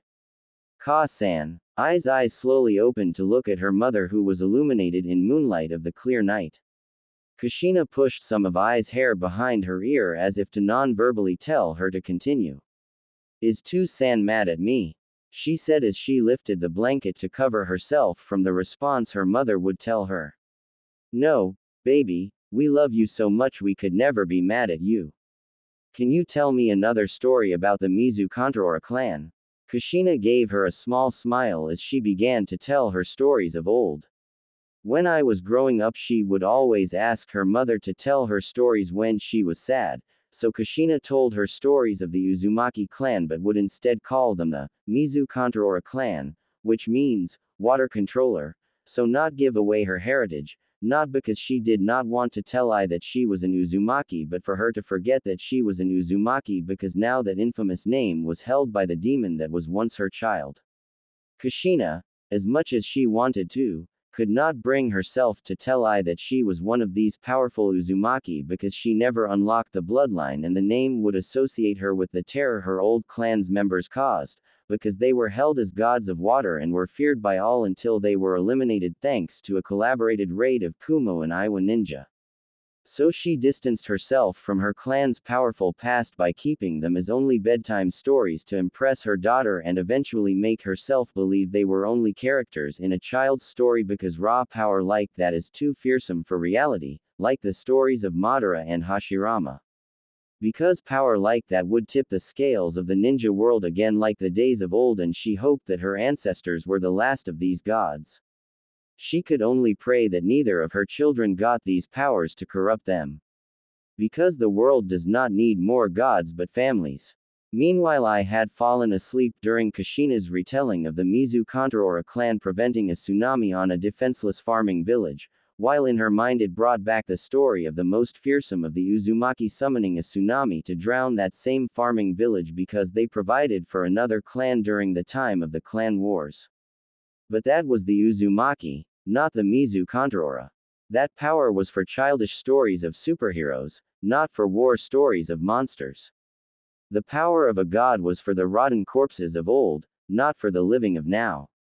Kushina still held her fears that one of her children could have inherited this corrupting power. She brought her head to Ai's heart and could only pray that Ai did not receive her clan's power, because she could not bring herself to lose another child to a dark power. Naruto-chan, please don't lose yourself to the power of the clan, please.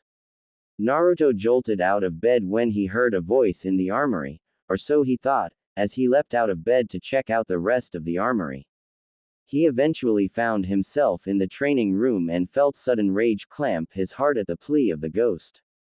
He manipulated the water to surround a training log and closed his hand into a fist, which caused the water to destroy the training log into nothing but splinters.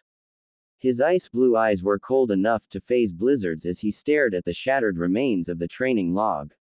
The fearsome power of the Uzumaki was alive in Naruto as he held the necessary rage to manipulate the raging torrents of this power.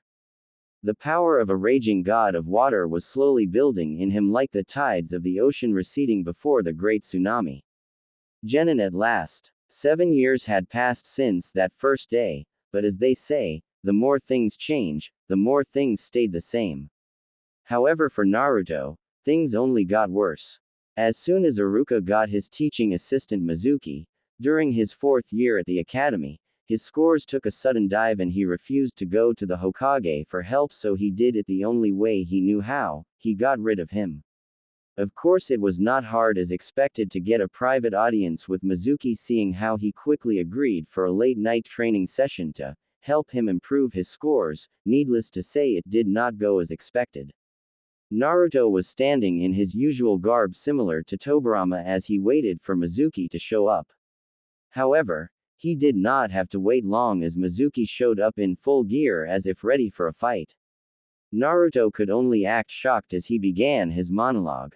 Mizuki. Naruto stared right into Mizuki with piercing blue eyes as if to say, "Shut the up and come at me." He got the message loud and clear. Eat this demon. He threw the one of his Fuma shuriken at Naruto with such speed that he couldn't react in time to save himself. The Fuma shuriken was firmly lodged in his stomach as Naruto fell to his knees in shock at the surprise attack and looked as if he was struggling to get the large weapon out of his stomach. Mizuki quickly walked over to the still kneeling Naruto and began to laugh. "This where you belong, demon, on your knees gasping for breath as I cut the head off your human vessel."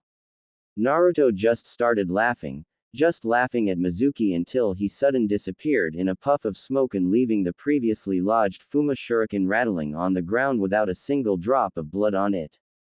Mizuki was shocked at what he saw and quickly turned around to find a perfectly healthy Naruto standing behind him holding his hand in the shape of a gun with a drop of water at the end of his pointer finger. "Yeah, Shadow Clone Jutsu, impressed that I know it.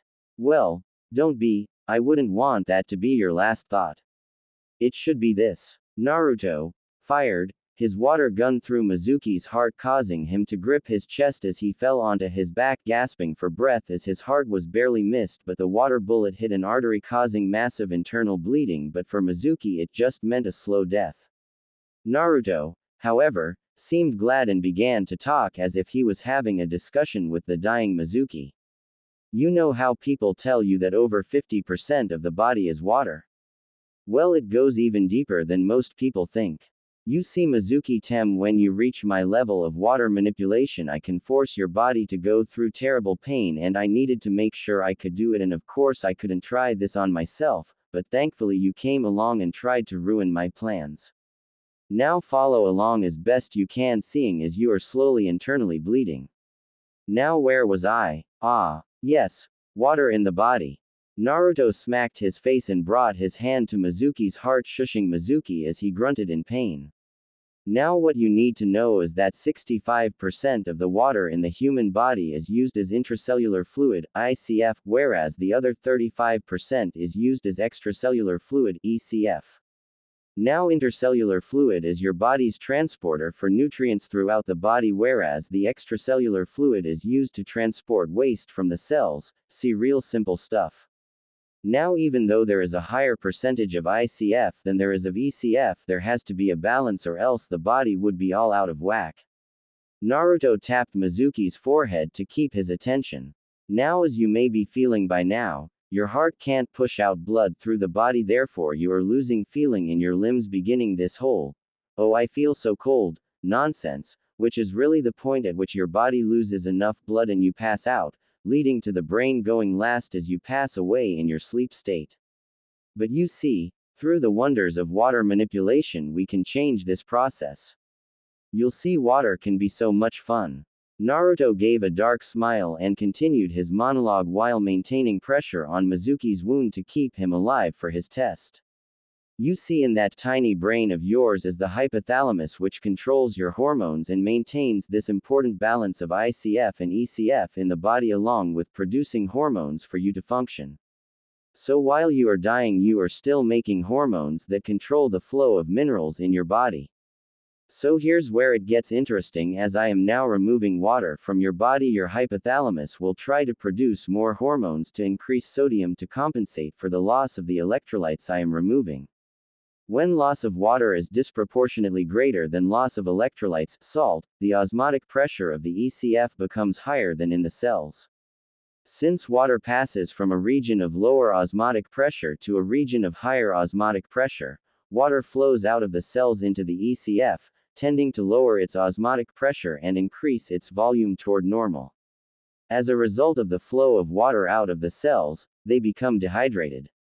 That was a whole bunch of shit just to tell you. Naruto looked at the suddenly aging human beneath him. I am forcing your body to quickly dehydrate at an insane pace before you die, making you feel as if you are as weak as an old man, feeling your muscles shrink around your crumbling bones thanks to the massive amount of ECF pushing out all the nutrients that your body thinks is waste now. Naruto finished in a dark tone as his eyes hardened to icy daggers and covered Mizuki's mouth to prevent him from yelling out. Mizuki could only rattle under Naruto's firm hand on his mouth as his body's cellular structure was being destroyed. His body lost most of his previous weight, making him nothing more than skin and bones literally. His skin grew a dark gray and his hair thinned, but the most gruesome feature was his face. His face was so thin you could see the blood vessels, and his eyeballs were exposed as his skin around them shrunk due to water loss. It was even more horrible than Naruto expected, as his once opponent was now nothing more than a dried-up husk. He quickly formed a shadow clone to remove of the body in the river to be crushed and sent along the current as the original threw up violently on a nearby tree. He finished after a while and got the memories of his shadow clone crushing the body in the water, removing any evidence of his horrible experiment. Never again. No one deserves that. Naruto's body was shaking from his experiment turned first kill. He thought he would feel great killing someone that hurt him, but he was dead wrong as he looked at the amazing power he held, and suddenly began to fear himself. He who strikes terror in others is himself continually in fear. Naruto could only think of that quote from his training on the more deadly techniques Tobirama left behind. Damn, he is right. I am becoming scared of myself, but at the same time this power is what I need. So Naruto ignored his fear of his powers and embraced his rage on the Senju and the villages he left to the armory for the night. Naruto returned to the academy the following day looking as if nothing had happened and it was just another day. The search for Mizuki was fruitless after 4 days, so the Hokage simply declared him missing. However, he still had his doubt that Mizuki could have just disappeared.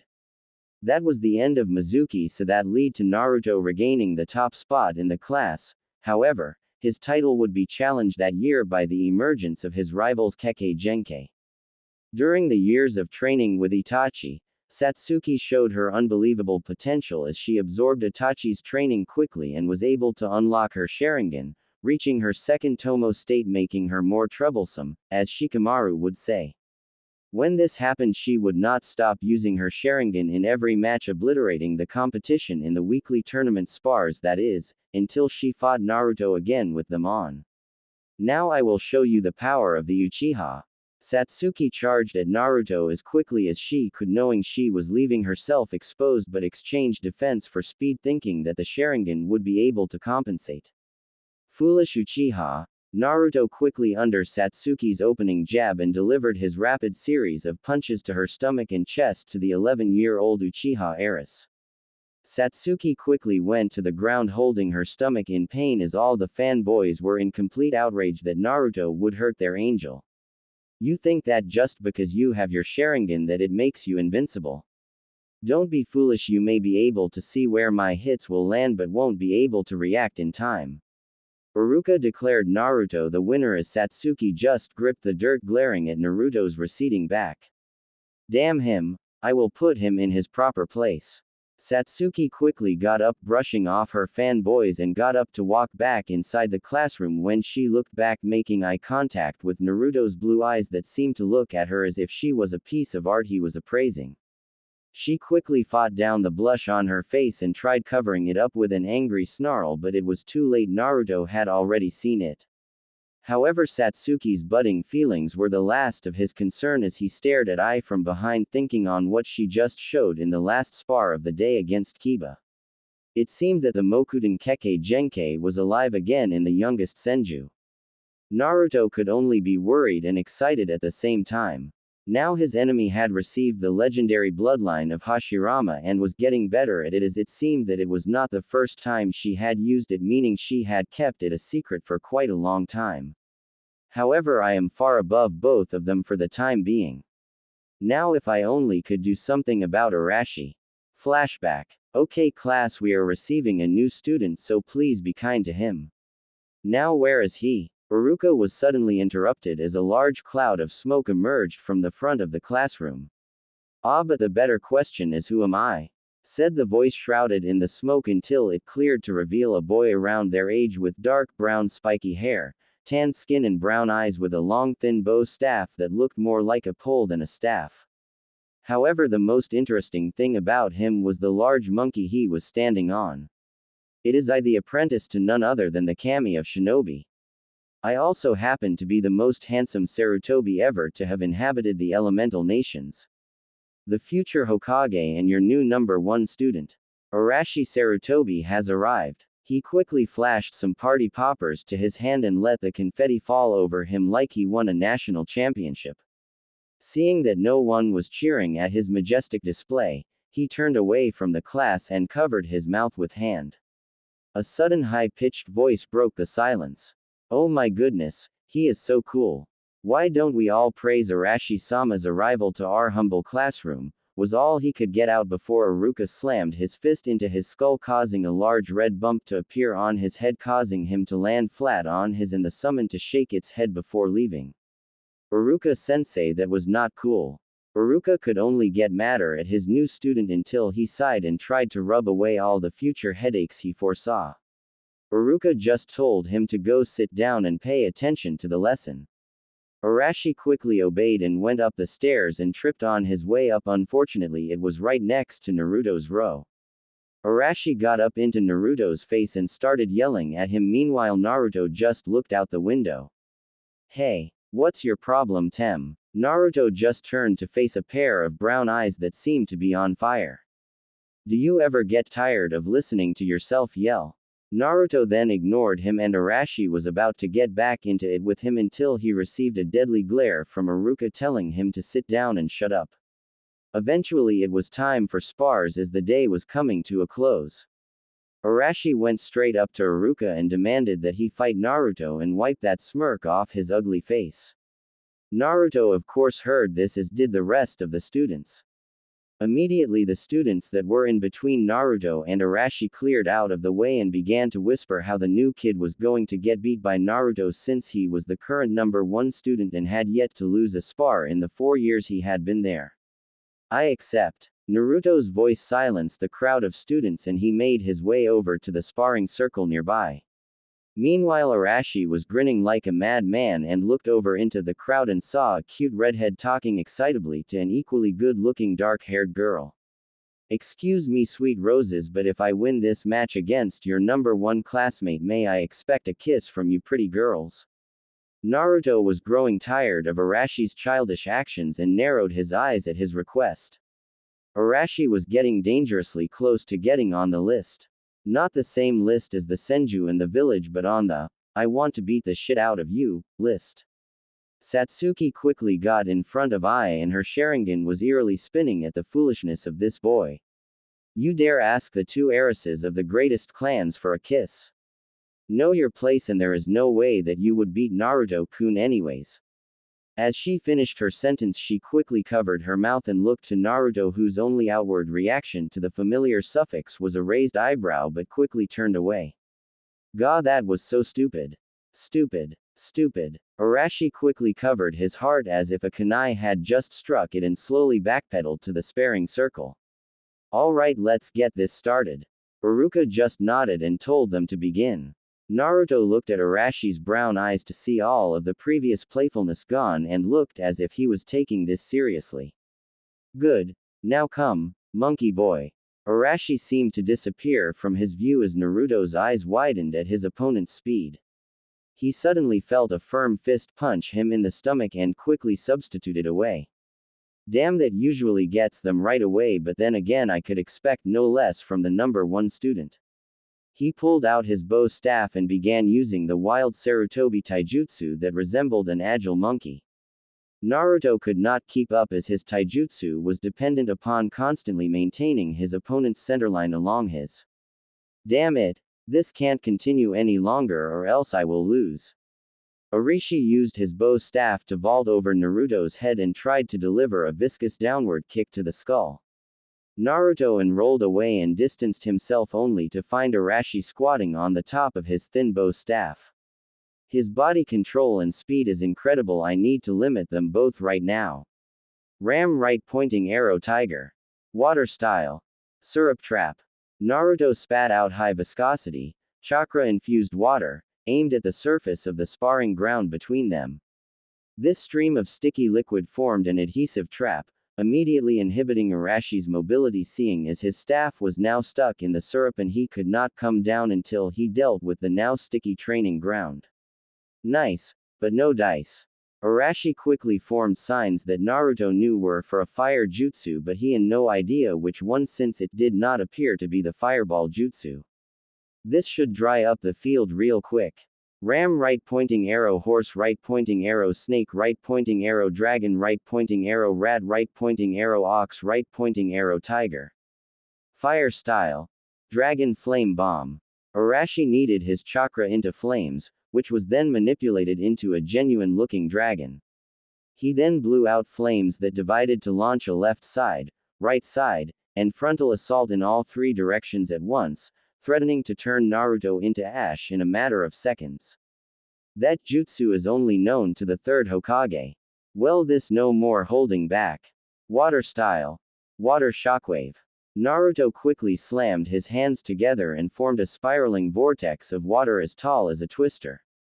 The vortex then proceeded to explode from the top into the form of a wave. Naruto then pushed out his arms to control the wave to meet Arashi's flame dragon bomb. Arashi, seeing the giant wave of water rushing toward his flame dragon bomb, pushed as much chakra as his small body could force out, flickering the flames from their previous orange hue to a blinding white-hot flame.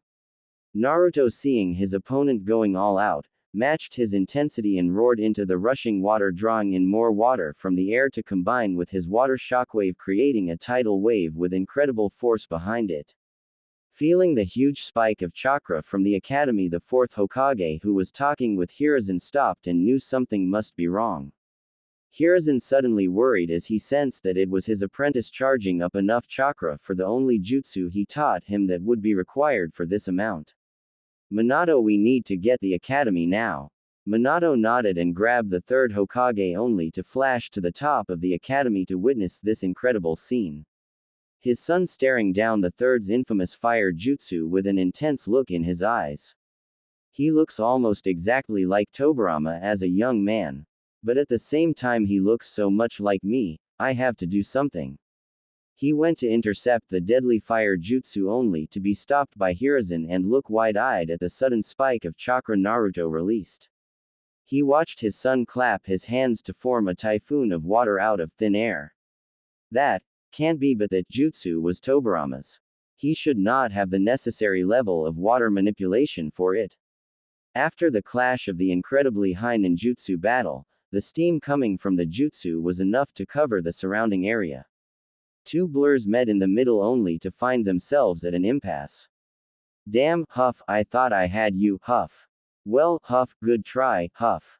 The steam cleared thanks to Hiruzen clearing it by a low-level wind jutsu. What they found shocked them.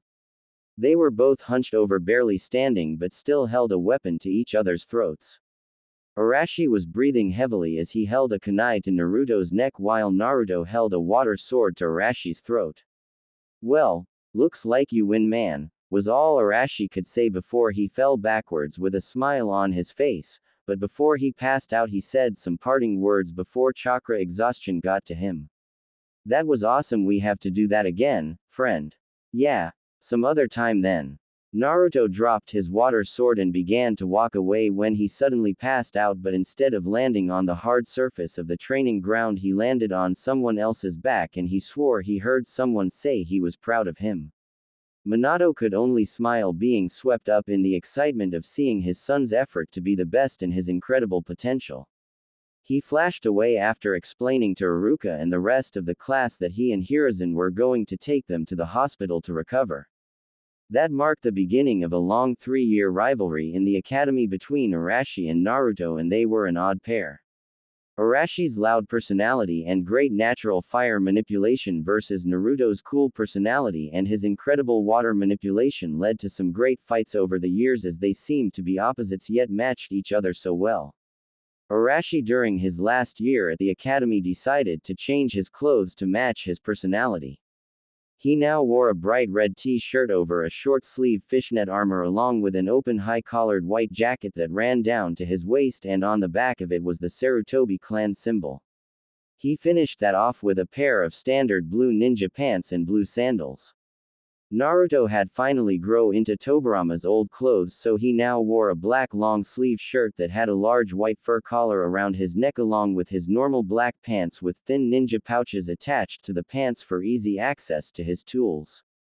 I was blossoming into a young woman as she wore red armor that covered her torso, hips, and shins. The Senju heiress also had a navy blue, high-collared garment that draped over her shoulders and a matching knee-length skirt that had 2 large slits in both the front and back, covering the outer sides of her legs. Underneath she wore a tight black jumpsuit with blue arm guards and black traditional ninja sandals. Everyone else wore what they wore in Shippuden before the war arc. Finally, the academy was coming to a close as they were all now 14 and ready to go be Hidden Leaf Shinobi and Kunoichi. It was a long journey and a majority of the starting group had dropped out, leaving only the wheat from the chaff. Today was the day before the Genin exam and nearly all the students in the classroom were excited to finally become ninja. It had been a long 7 years to get to this point and no one wanted to repeat. However, for a certain Uchiha heiress, the exam was one of the furthest things on her mind as she knew she would ace the test.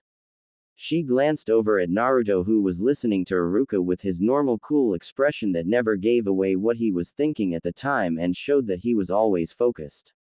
She hated that look when she was younger, but now thanks to her hormones she could not help but get chills down her spine from those intense crystal blue eyes. Today is the day. Enough of this footing around. I'm an Uchiha, I take what I want when I want. So I will have him even if he does not want me to. Now that train of thought was getting her aroused quickly at the thought of dominating her rival crush. She shook her head from her dirty thoughts as she had had enough of those and wanted the real thing. It was especially awkward when her mom first found her getting off in her bedroom. Makoto was going upstairs to tell Satsuki that dinner was ready when, just as she was about to knock on the door to get her attention, when Makoto heard strange noises from inside, so she thought Satsuki was in trouble.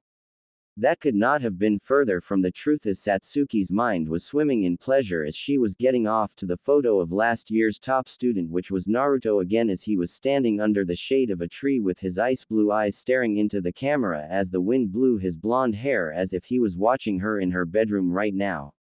She was too into it when Makoto began to lightly knock on the door and was close to finishing as she dove deeper with her thin fingers and spat out the pillow she was biting on to avoid being heard. "Oh Naruto-kun, deeper Naruto-kun." She sped up and was now on edge and was chanting his name louder.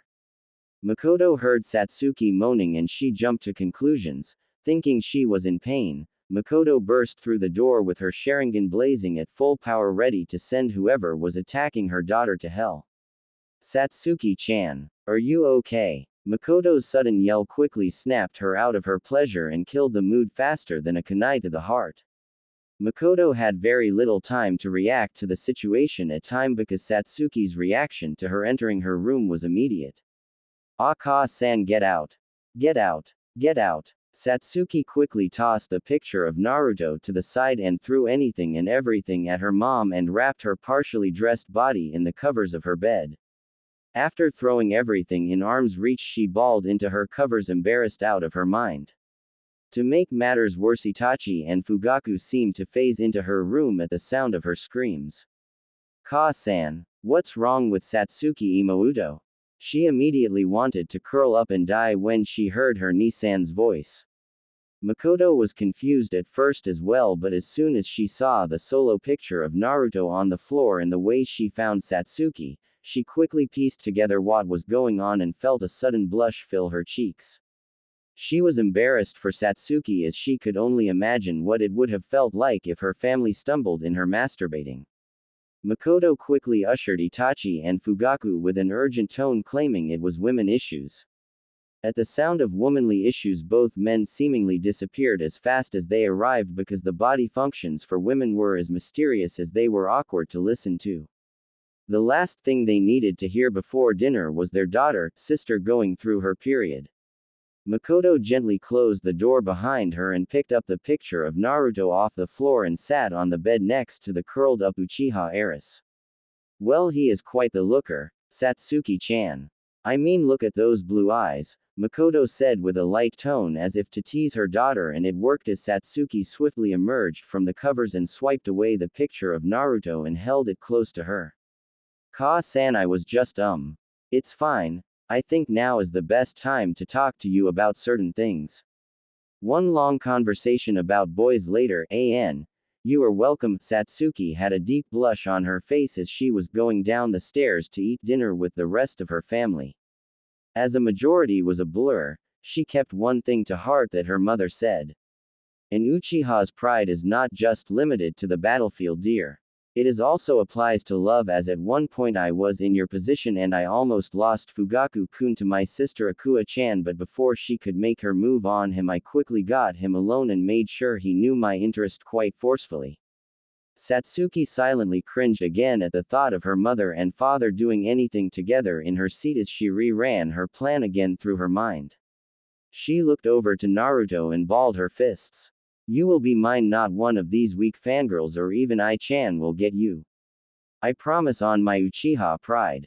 Satsuki was mentally psyching herself up for her confession as Iruka guided everyone out of the classroom to review the necessary taijutsu katas for the exams.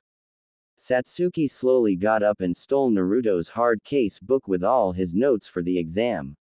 She then put them into her backpack and rushed after her classmates towards the sparring grounds. Hours later, the school day ended and the class quickly left to get back home to review and get some late studying done.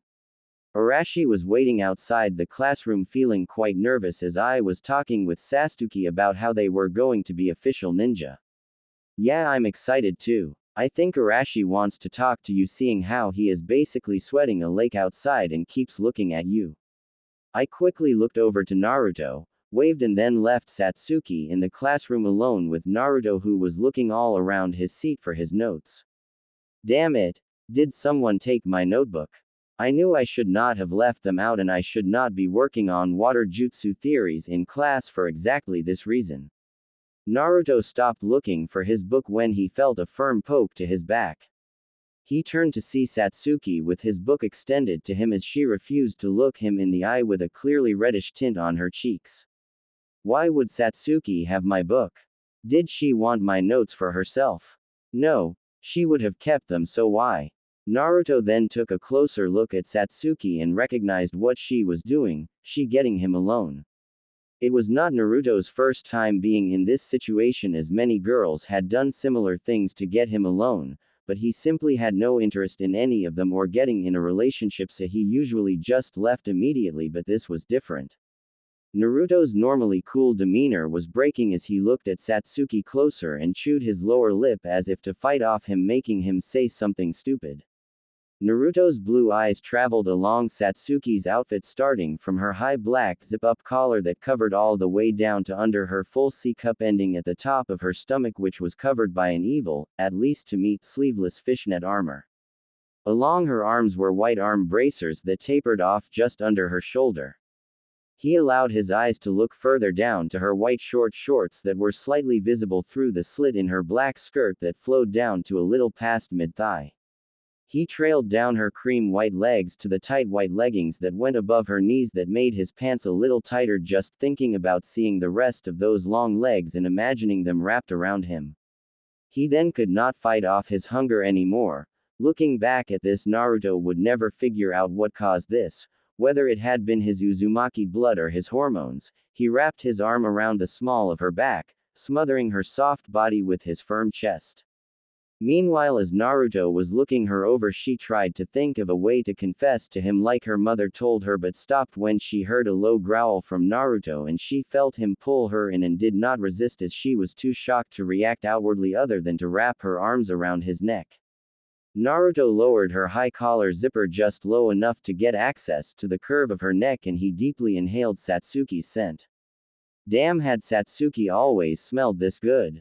And Kami, her chest feels so soft. When she felt Naruto's nose brush against her neck, she tightened her grip around his neck, bringing him to bury his face deeper into her, causing her to gasp as his teeth grazed her neck as if Naruto was trying to eat her. She moaned out his name as Naruto was in heaven listening to his rival's whimpers in his ear, and it almost made him lose control. Is she releasing pheromones or something? He thought in a daze as he began to nibble on her smooth cream white skin. He felt animalistic, raw and hungry for Satsuki, hungry for the flesh of his rival, and all logic flew out of the window when he heard Satsuki's melodious voice moaning his name. He ran his hands all over her narrow back and wide hips. Damn, I had no idea someone could be so soft yet firm at the same time. He thought as his hands gripped Satsuki's firm tight. Satsuki's mind was gone as Naruto played with her body and she loved every antagonizing slow minute of it. She let out a cute squeak as Naruto's strong hands took a firm grip of her as if he wanted to rip it off her, making her get on her toes and close the little distance there was between their bodies. Feeling Satsuki's arousal against his right thigh, Naruto switched gears and took control of his raging hormones. When Naruto's hands left her butt, she got worried. Maybe he didn't like it. She panicked when she felt him freeze. She didn't know whether she could be considered desirable or not, as she had always been a little more aggressive than most girls in her class. Is it because of my personality? Naruto pulled away from her neck while keeping her close to his chest, and Satsuki looked as if she was about to say something, but when she looked directly at Naruto's lustful eyes, any response died in her throat as his blue eyes told her all she needed to know. Take off your skirt but not your shorts, Naruto said in a low yet demanding tone while maintaining eye contact with her half-lidded coal eyes as it brought chills down her spine. Her shaky hands lowered her skirt, leaving her only in her white short shorts. He grabbed his hard-covered book on the nearby desk and brought her close to him while slowly sawing her nether lips with the book cover. He was going so slow that it was driving her crazy, and she began bucking her hips, trying to either go faster or get it deeper in, but Naruto brought his arm around her hips, using his superior strength to keep her in place as her knees quivered under his deep stare. Seeing her impatience, he slowly put his now wet notebook on the desk and told her what to do next. Now unbutton your shorts but don't take them off. She was trying to gather any form of pride to try to turn this around, even if it was just as a woman, but Naruto's immense presences made all resistance futile. She knew what Naruto was doing by forcing her to do everything. He was establishing dominance, and if she was honest with herself, she was too excited to even care. As long as Naruto would do this to her all the time, she would gladly be under him just like he wanted. Meanwhile, seeing her following his commands was far greater than anything than he expected. I don't know how much longer I can keep this damn pace. I'm trying as hard as I can to not shake like Satsuki-chan. Naruto was fighting off not only his hormones but his overwhelming nervousness, as he had never done this before and was struggling to maintain his strong stance and ignore the heavy breathing of Satsuki and the way her cute pink lips parted, waiting for his own to attack them. She finished unbuttoning her white shorts, revealing her dark blue panties that were now ruined by her excitement of this surreal moment. Naruto guided his hand toward the top of her panties and pulled on them, slowly dragging his fingers along her clean-shaven body down to her when he stopped. Please, please put them in me. Satsuki breathed out into Naruto's ear as her head was resting on the side of his neck since she could no longer stand on her own as her knees were simply too weak. Okay, Satsuki-chan. He returned gently as he understood exactly what she was doing.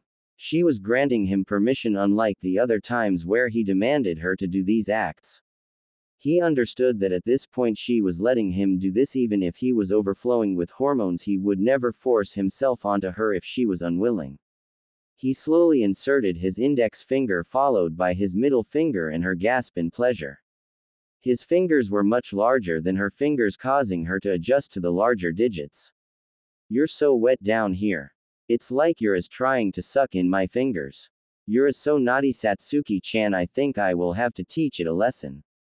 His dirty talk was working as she constricted even tighter around his fingers as she weakly tried to respond to the dirty talk, but the pleasure of Naruto's fingers exploring her was too much for her to form a sentence.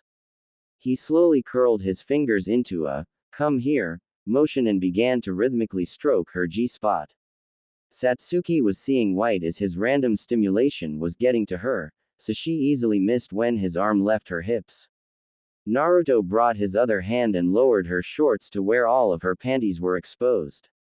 He softly laid his palm onto her pelvis, trying to find the area right above where his fingers were stroking her G-spot. Satsuki-chan, come for me, he said in his familiar low demanding voice as he pressed down hard on her G-spot from both inside with his fingers and from the outside as he pressed his palm down on it.